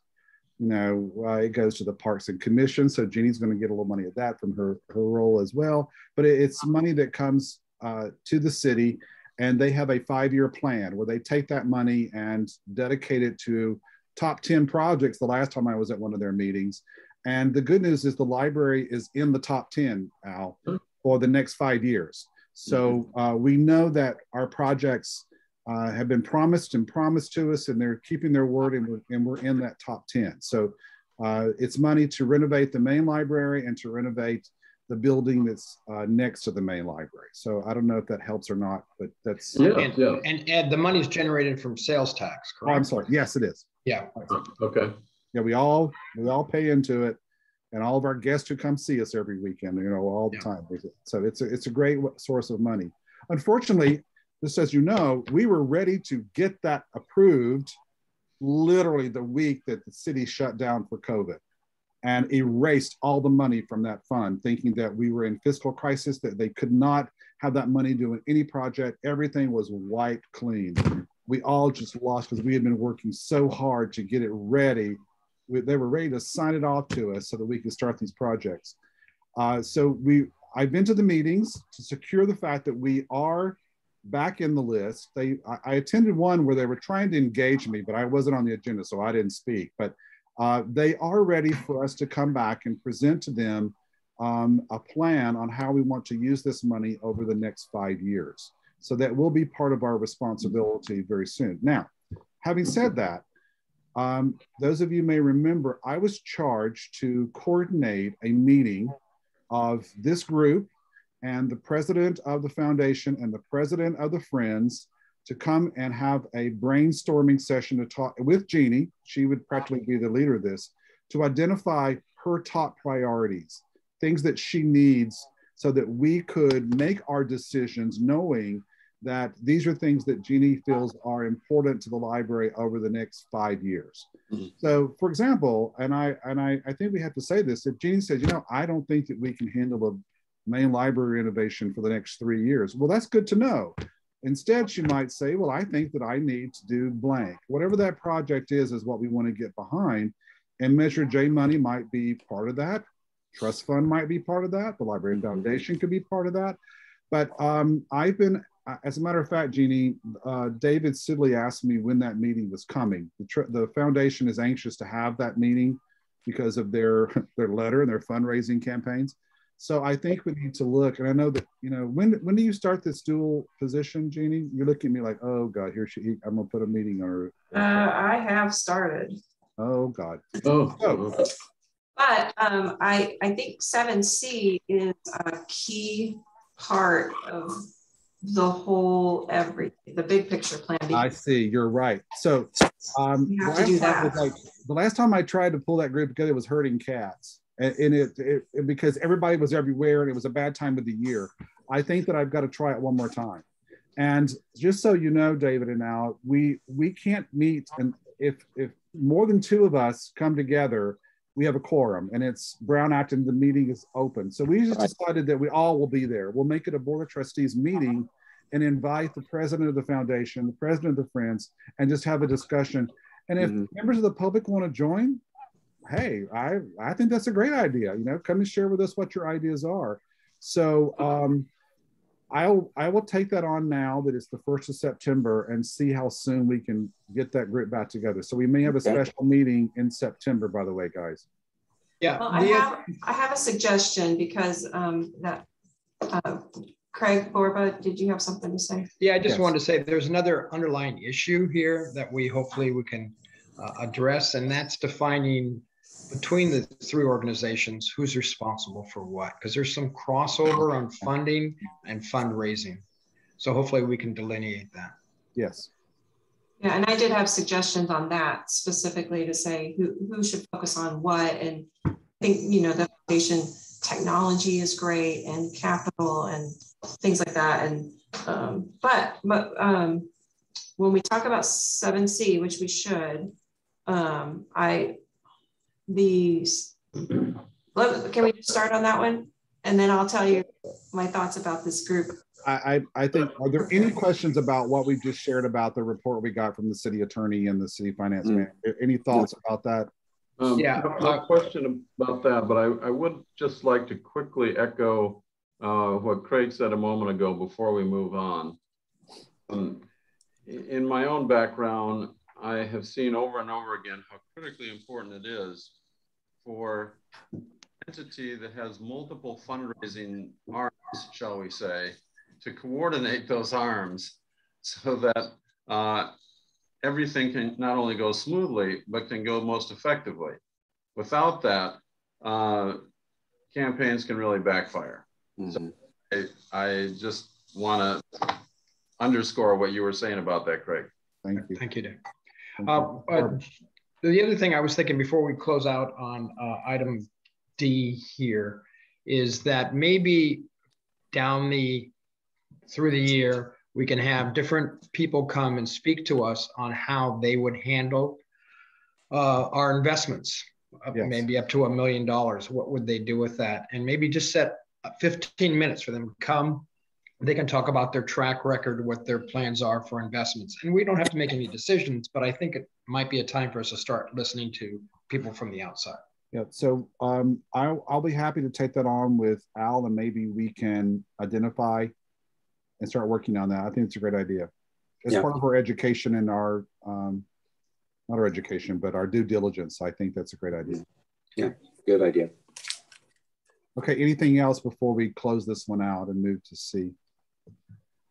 Thank you, guys. I mean, now's the time. I mean, I think that we see good things ahead for this organization, and I'm excited about our money doing what we need it to do, and meeting. And by the way, this money's been around how long, Jenny? 100 years? I mean, it started a long time ago. 1975 was when the trust fund was established officially. No, that's 100 years for me. That's because I was in high school. But before then, it was just the library was separate from the city, I think. So, right. So 1938. You know, my point being is we're entrusted with it for a very short time in the long range plan. So whatever we do for future generations, future people sitting in this group, I think it's important for us to take it in that direction. So thank all you guys for your participation in this very important topic. Stay tuned. So let's move on to 7C. So I didn't realize we had a form. So you want to talk us through what is this forum for? Okay, so the city council is planning to have a visioning session this is why I'm like, we should all get together at the same time, because they are going to work on the visioning session. Every department in the city, we're working on our own department level vision priorities. And then all of the boards and commissions are working on theirs. And then all of that gets submitted to the council, and they're going to come together with most department heads. I'm not sure if all, it says maybe not all of them are required to attend, but coming together with the departments, we're going to do a council visioning session. It's slated for Friday, November 19th and Saturday, November 20th. So it's in November. So then I was thinking that if you wanted to have a group meeting, maybe we do it the first meeting in December after this council has set their priorities, because we can have priorities all day long and say we want to do something. And then if they say it's not a priority for the city, then we're just spinning our wheels. We want to make sure we're in line with what their priorities. You just confused me. I thought you were looking for input that the city council could then take into consideration as they set their priorities. But you're saying that they're going to be top down. So they're going to say, here's what we've identified for the city, and now we want you guys to all embrace these. And No, we make our suggestions. Every department, every board and commission in the city, they make all their suggestions, and then the city council is going to set their priorities based on these suggestions. Okay. So maybe our priorities won't be the same as theirs. Yeah, but I think I would rather we have the conversation and try to influence the outcome of the city council as opposed to react to it. That right, we're in charge. We are being charged to do that. And then I was suggesting that the Friends, the foundation, and the board come together after that to say, now that the council set their priorities.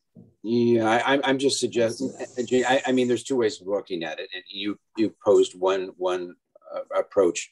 The other is that we meet in advance of that and we try to influence the outcome. Oh, we're meeting right now. We're doing this. That's what right. We're right this second. Oh, okay. All right. Right this second. We are meeting as the board of library trustees to develop our influence list. And is that what this form is that we have? Yes. Okay. Yes, that's what the form is on page 42. We as the library managers, we got together and did our library department matrix and set our priorities. And then I would like for you all to set your priorities. What you think. Did your staff already fill this document out, Jeannie? We did for the library department, but not for you. Okay. Do we have access to what the department's developed? Yeah, I was going to show it to you right now. Because I think that would assist us. Yeah. Okay, one moment. Okay, so this is what Lisa, Julian. And excuse me, I just need to step away for a moment. I've got painters here, as well as electricians. I'll be right back. So don't stop on my behalf. I'll catch up here. We're not going anywhere. Jeannie, can you just make it a little bit bigger? Thank you. Yeah, sorry. I know, and this is, sorry, it wasn't included, but we just worked on it. So the library's primary function is that we offer educational resources and entertainment options for our community through all stages of life. We took our current strategic plan that we did work on together. We took that and tried to implement aspects of our strategic plan into our priority list to set our goals. So our current fiscal year priorities that we are only allowed to do 2, even though there are 3 lines. They told us to develop 2 priorities. So our first one, we think that this it has a lot of importance, is to increase library card users. We have a lot of really great services, and we want to make sure that our community knows about that. And we decided that we would do that through increasing the number of library card holders. Now, the how isn't listed here, but we want to work with the schools and other community groups to focus on children and teens, to give them library cards. And we think that that will be a great service for our kids. We were talking about even doing pilot programs with specific classrooms or even specific school sites, because we want to get the school district on board with this, and also, you know, the Boys and Girls Club and different groups. So we think that this priority will in fact increase library usage, increase the awareness of the library, and make sure that people know about all the great things that we already pay for. So that's our priority number one. Number two is that we need to create spaces in the current library facility to meet community needs. This is a direct quote from our strategic plan. And the rationale behind this is that we have no small meeting rooms or small classrooms, and we have a need for that. We just don't have the space. So our measure of success would be that we would convert our storage room in the main library to a small meeting room. And then this is where Measure J comes in, convert the J.C. Fry, and maybe that small meeting room too. Measure J could come in, but Al Jones, this is where the Measure J comes in, is to convert the J.C. Fry building into much needed flexible library space. And that's on their 5-year plan. So we see that as a priority. And then for the 2022. I'm sorry, is there a dollar amount attached to that yet? No. Okay. The Measure J does have a dollar amount attached to it, but for this purpose, we're just setting goals, no money. Right. Just as a quick aside, the ones who were members of Measure J said they wanted us to tell them how much money we needed, as opposed to them, that's what they would give us. I'm just sharing with you kind of the inside intrigue going on. So. Oh, we're aware. The city's building and engineering department has come up with some estimates on costs, and those are included in the Measure J 5-year plan. So it's in there. And then in 2022, our new priorities or areas of focus, we want to review and update our library policies with a focus on diversity, equity, and inclusion. Our policies were last revised in 2018, and that wasn't a full overhaul, but we think it's time for a good overhaul of our policies. And the measure of success would be that they reflect diversity, equity, and inclusion for all members of our community. We want to take a focus on that and look at them. And then number two, we want to, this is where you all come in too. We want to create a vision and a design for the new library. And as with our strategic plan, the new library, new could mean renovate or build a new library. And we know that that's needed based on the community input we got in 2019. And if a measure of success would be a council approved plan, funding, and a schedule for completion. Now at the bottom, we have critical organizational changes needed. We need funding sources for the small meeting room, small meeting space, and the J.C. Fry renovation. We want to create a focus group to examine our policies and provide feedback on the possible changes to our policies. And then we need champions to help us move that new library across the finish line. Whether that's Library Board of Trustees, Friends, City Council. We need advocates to help get this project completed.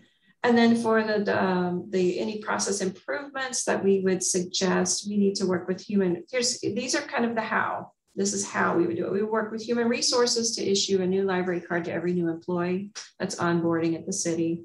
And then we want to work directly with the school or community organizations to create a student library card program.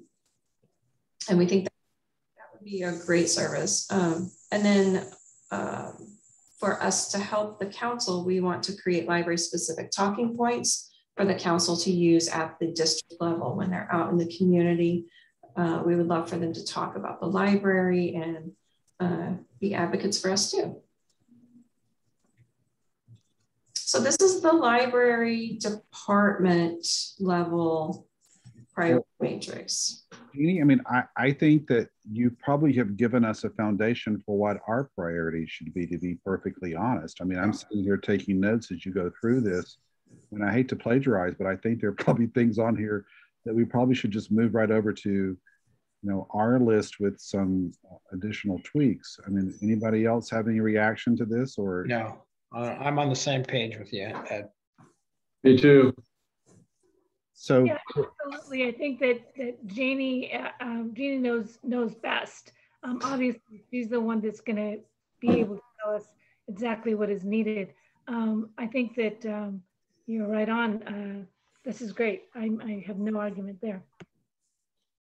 And that's why we did it too. We wanted to make sure it was finished before you all met so that we would have a starting point for you. thank you. I thought, the small meeting space, the J.C. Fry building and the library are the big items that we need your help with. Sure. So, I mean, how do you want us to proceed with this? Do you want to do it right here on the spot, or do you want us to take this back, think about it, and send you suggestions? I mean, what are your thoughts? Put that back up. Don't take that away yet. I was just going to email it to you, but I needed to. That'd be great. Yeah, if you would email it, please. Because I'm following up on what Ed said. I forgot. Am I off of mute? Yeah. Following up on Ed. I mean, for instance, increasing the number of library card users. I don't know what steps you've already outlined or what we could do. I will tell you from my tour, one of the things that excited me, and I'm going to do as soon as I can do it, and I wasn't aware, access to periodicals like the New York Times. I mean, what is the strategy to increase, I guess I'm asking, library card holders and usage of the library? I mean, you have a lot of information that you share out there. All of our organizations, we all have the same problem. No matter what we develop and put out and share, it just doesn't seem to always get out to where we want it to get out. And that's anyone who can come up and decipher that code will be a multimillionaire overnight. But anyway, I guess I don't want to belabor that right now. I have a lot of questions about, I see what the priorities are, the rationale and the measures for success, but I don't see the steps to reach that. And that we struggled with that too, because it didn't really ask us the how. And we were talking about this, and we've done an awareness campaign, and that's kind of the bottom line behind the scenes. What we really are trying to do, we're trying to bring awareness to all the things we already pay for. We've got great resources, but people don't know about it. And so we're like, what's the clear priority ultimately will get us awareness about our services? And we said priority is something we can define. We can define and measure library card holders. And we've always been eager to work with the schools to try to get library cards to children. Well, they're tied to their school accounts. I'm co-chair of a sister city committee, which isn't that public yet. We'll be coming out with a release, but we've been working on this for a year now with the city council. And we met with 10 different organizations just to make them aware of what we were doing and to invite their input. I mean, there's just a lot of other avenues that we may not have thought of. I don't know. I usually sit back and don't talk the first couple of meetings when I'm on a new board because I'm so uninformed. But I'm having a hard time not asking some questions on the first meeting. So I apologize to you in advance. This is not my way of approaching board meetings. But the idea of meeting with Main Street, I don't know if we've ever met with Main Street, to share with all of the proprietors of the businesses on Palm Canyon and in the allied areas, what is the library? What are the resources that are available? How can we support what they're doing? Or I can go right through a whole litany of groups that we had to meet with over about a 7-month period. And we probably reached several thousand people who knew nothing about what we were doing. Their input was vital and important. Anyway, I don't, again, Ed, shut me up so I don't keep going on. So here's what I'd like to do if we can. I'd like to throw out some ideas based on just my tenure and what I think, basing on the strategic plan for us to discuss and maybe choose if that's okay. So, for example, 2021 to 2022, our top priority we just discussed, and that's establishing investment strategies for the trust fund so that it grows, right? I mean, we all just agree that that is probably our top priority because it will benefit the library in the long run, right? I mean, it's all about benefiting the library and the citizens, correct? Right. So I think that we could easily put there as our first one, that we want to get our hands around that. The second one, quite honestly, I think we add a few words to what Jenny put here, and it may be to secure funding to create spaces in the current library facility, right? So there you go. we could take hers right out and just so that we're trying to find the money for her, right? And that might be a great second priority for us, because if we do that, she's going to achieve number one, right? If she has better facilities, more people will come. I'm a firm believer in that. I agree with you on both counts, Ed. I think the first priority for our matrix really needs to be the investment question that we were discussing a few moments ago, just as you said. And then secondly, it makes sense that we are in parallel with what our director has forward. I wrote it down. I think it's wonderful too.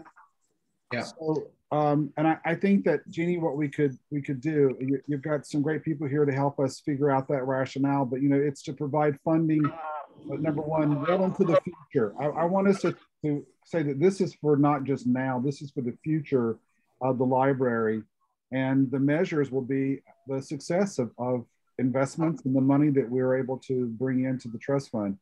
But I think taking your number two and just rephrasing it to say that we're going to try to help you find the money to do that makes a lot of sense for the second part. By the way, this is for 21-22. This is for this year, not for the next year, correct? Right. Yes. Right.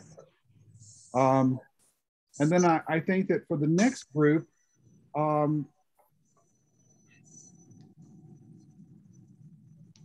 I think that our top priority would be to the one about helping you secure funding to create the vision for the design of the new library. I mean, that's what we're here for, right?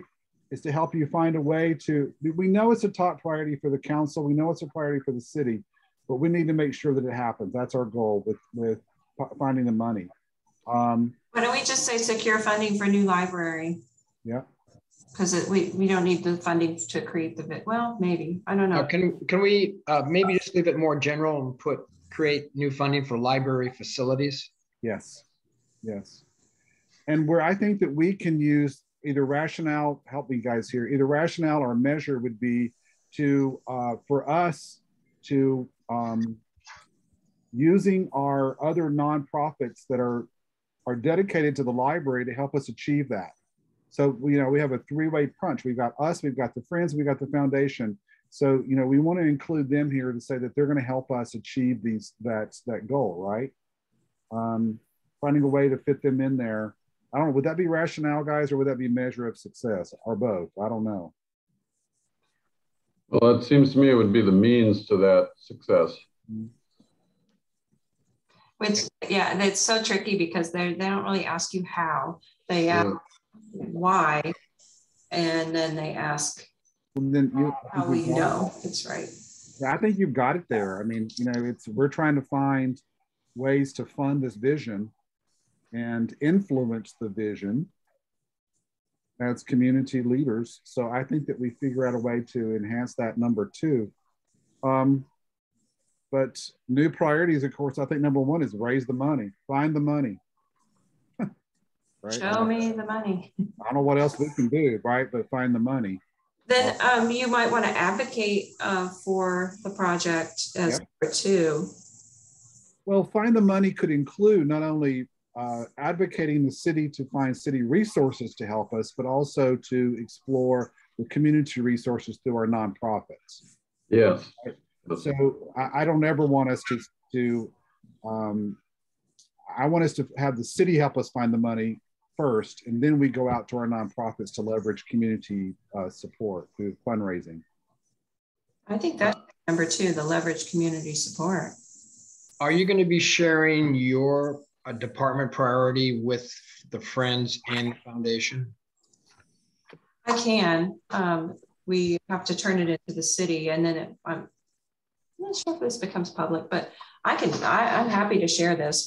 Well, I think this, Jenny, might be this would be great for our discussion for a joint meeting. We start with what you put and what we're giving here and say, okay, guys, here's what we need you to do. I think this will be very clarifying for both those organizations if we say we need you to do this and you do that, right? Our biggest issue right now is COVID, and we can't have public meeting or people meeting, in-person meetings. That's okay. I now consider these people meetings, if you want to know the truth. I think they're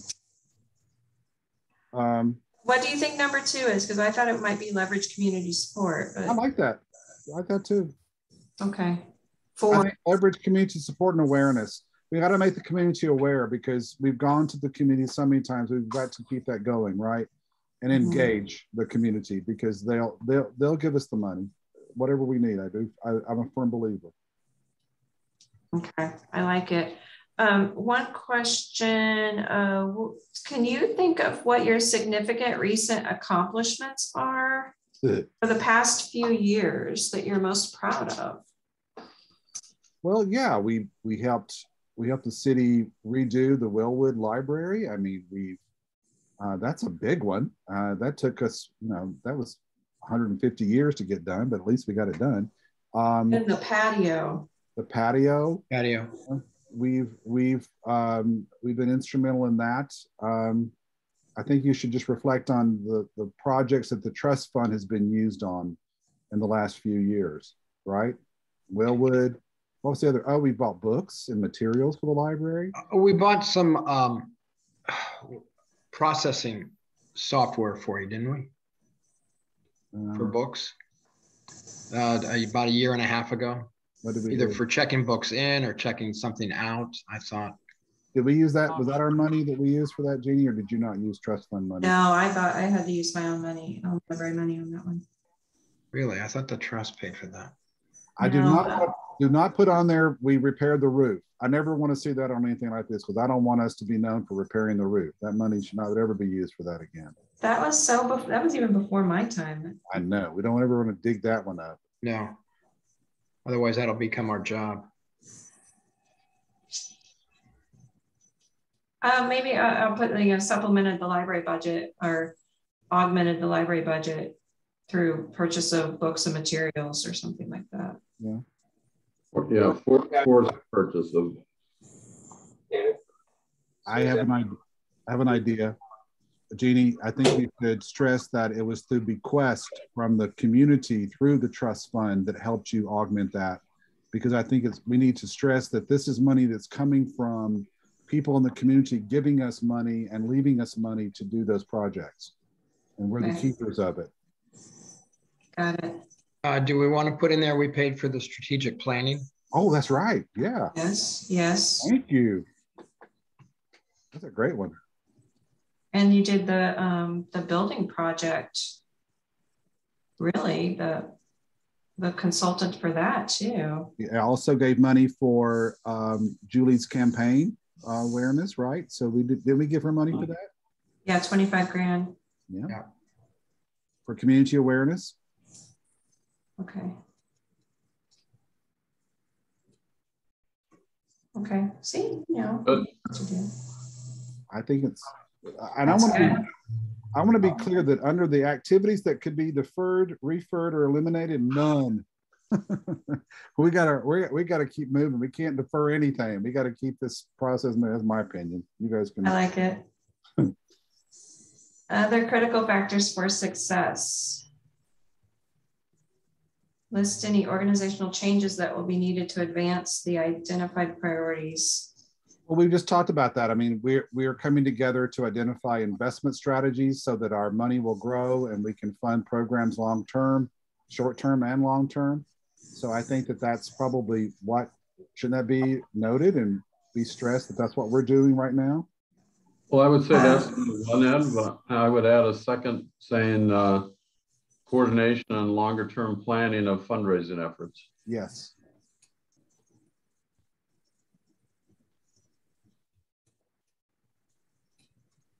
Okay. I like it. I was a little worried about us coming up with something. We're just flowing here, right, guys? You guys are terrific. We're on fire.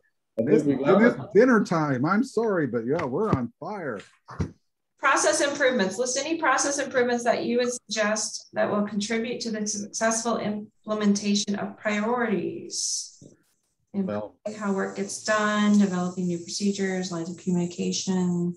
I don't mean to hog the conversation, but I think we have to be real clear that we've got to form a much stronger, better partnership with the city, so that when we do raise money, it's easy. By the way, guys, it's hard to give the city money we raise for them, right? So we got to work on that process to make sure that it's easy for us to raise money and give the city money or the library. So I think that we need to make sure that that process is, and we've got their attention. So I think we need to make sure that process is shined and ready to go, in my opinion. Sounds terrific. Yeah. Okay, and then I can tell, I know what measures of success look like when you say secure funding. The measure of success, you have funding. So Jeannie, you want to take a stab at filling this in and sending it out to all of us? Yep. And I don't mind. I know you've got a lot on your plate, so I don't mind coordinating all the feedback and from everybody. But you know, if you'll take our notes and maybe put it into the form, we can all start chewing on it and share it together. How's that? Is everybody okay with that? Yeah. Yes. Yeah. Good way to go. Yeah, I'll type it up and get it out to you one of these soon days. And, yeah, that's great. This is great. I think I'm very happy about what you've listed here on the sheet. And it doesn't have to be pretty. Send it to me with what you got, and you know, if I have a question, I'll come back to you. But we can work on it. So yeah, I'll type it. Try to type it up tomorrow. I appreciate that. Thank you. All right. That's good. That concludes that section. Good job. Any other thoughts or comments from anybody on this particular exercise? I'm excited about what we just did. I am too. All right, let's move along. So at this point in our agenda, we're at number 8, and this is where we identify trustees are able to speak, we have comments, and we can put future agenda items for us to discuss. I think that the one that I want to make sure is on there is this joint meeting, Jeannie, that we have with the organizations. So I feel like we feel anxious about this. I don't want to speak for everybody, but I think that we might not want to wait till December. I mean, it's September. Yeah, I don't want to wait until December either. I'm uncomfortable with that. I think the sooner the better. I mean, I think they're probably ready to meet as well. I think it'll be great for everybody. Maybe our meeting in October. Yeah. Well, you also mentioned a special meeting yet in September as a possibility. Yeah, we could. What do you guys, what is the pleasure of this group? You want to do a special meeting or you want to add it to our agenda? I would tend to suggest that it be a special meeting simply because the focus is going to be very strategic. I have to agree. I think adding it to our meeting is going to be it's going to be too much. It's going to be too convoluted. We need to stay really hyper-focused on what we're trying to do. And it should be a special meeting. I mean, that's what I think. Yeah. Thoughts, Dr. Borba or David? I agree, but if we can contact them early to find out what's going to be convenient for those two organizations to meet with us. I'll do it tomorrow. Is that early enough? Yeah, that's great. Do you all have, well, while we are here, do you have dates that you would think would work for you that we can propose? I'm hoping you'll say somewhere towards the end of September. I'm thinking the end of September as well. Yeah. Me too. I'm actually out of town from till the 24th. Can you still connect via Zoom? Probably not. Okay. I'm actually out of the country. Oh, okay. Yeah, that's probably a remote location. And when is that, David? I'm sorry, what date is that? 15th to the 24th. Okay. So we could look at the week of the 27th. Our next meeting is going to be on October 6th. Right. I didn't have a special meeting, maybe the 29th or somewhere around in there. Let me try. I mean, at this point, it's us plus the two of them. So let me see what I can do to get them to nail that down. Okay.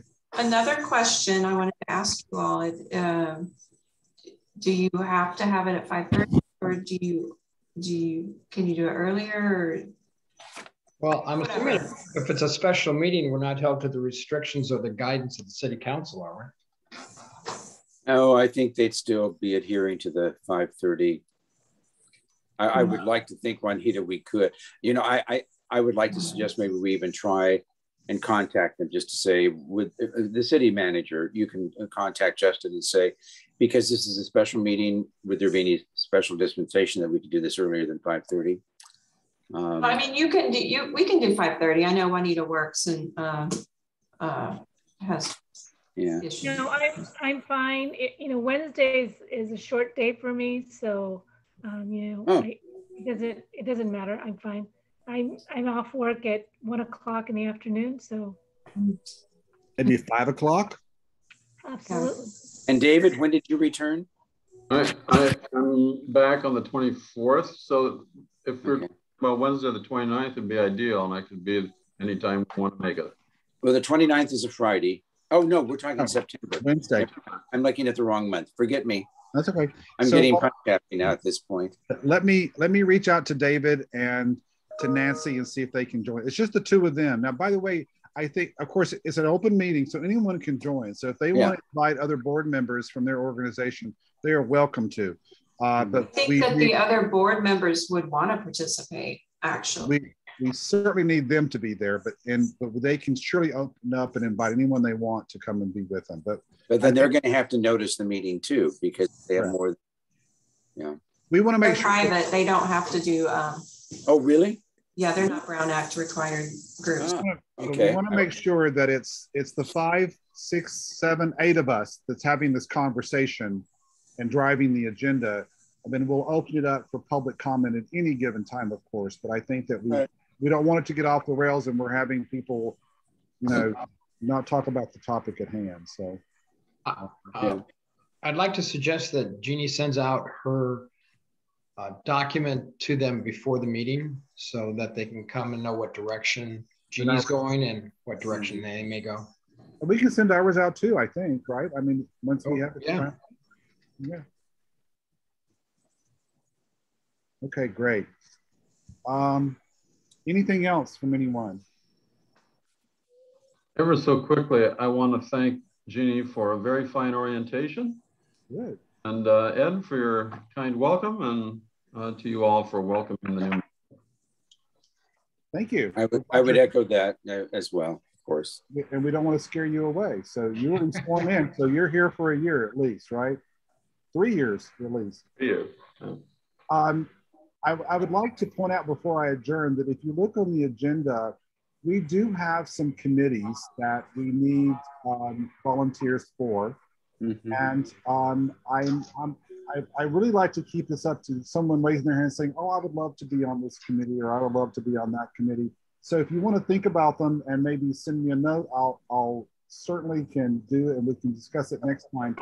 But more importantly, let me draw your attention to, we will need 2 foundation liaisons, 2 friends liaison, and a Measure J liaison.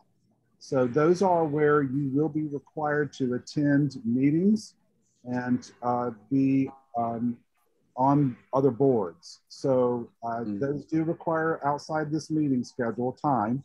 I can tell you the foundation meets once a month. The friends meet once a month. Measure J, I think they're on are they every 2 weeks or are they on a monthly? I don't know. I think they're monthly. I was going to volunteer for the Measure J because of the relationship. So.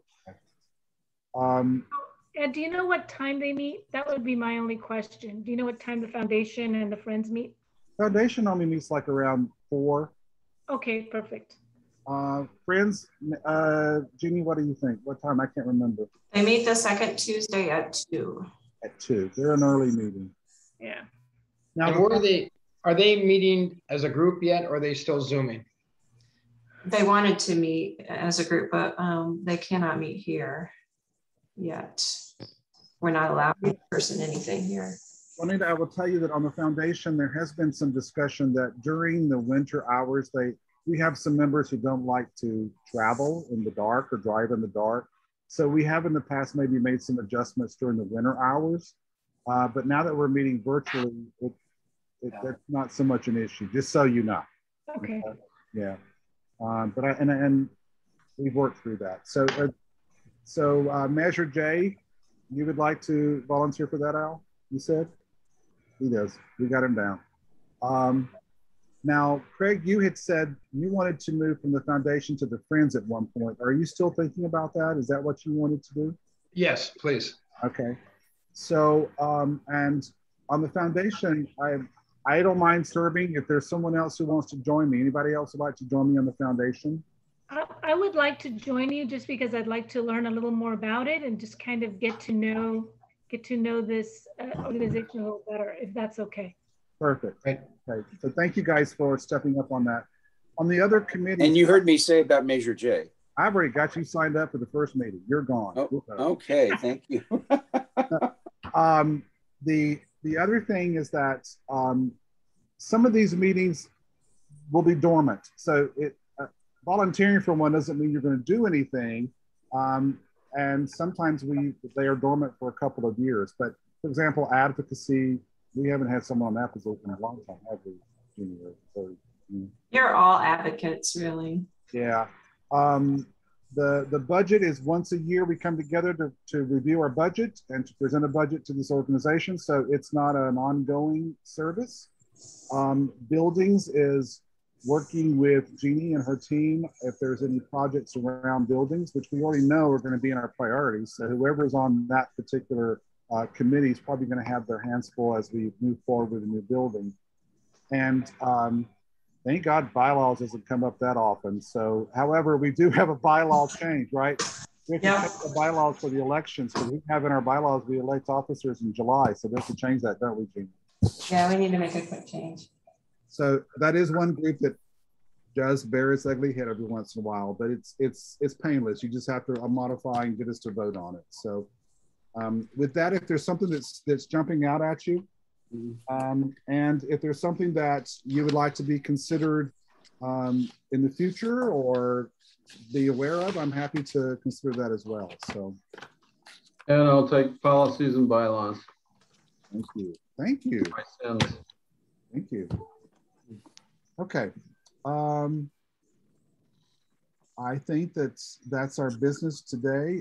Wonderful meeting. I'm so glad that David and Al, you're here to join us, and I hope that you enjoyed your first meeting. I did. Yes. It really feels like we're reinvigorated and we've got a new charge. And so, Craig and Juanita, I hope you feel the same thing. Oh, this has been great, and welcome the two of you. You're great additions to our group. Absolutely. Thank you. May I move adjournment? Thank you. Have a second. Yeah, I'd like to get something to eat. I'm hungry. I know. I got to go pick up dinner. Who would like to second that for me? Oh, let me second. All right. All right. Amy, I think we're adjourned, and the time is 7:44. 7:44. Thank you guys very much. I'll be in touch. Okay. Happy Labor Day. We're closed. Oh yeah, thank you. Bye. Bye.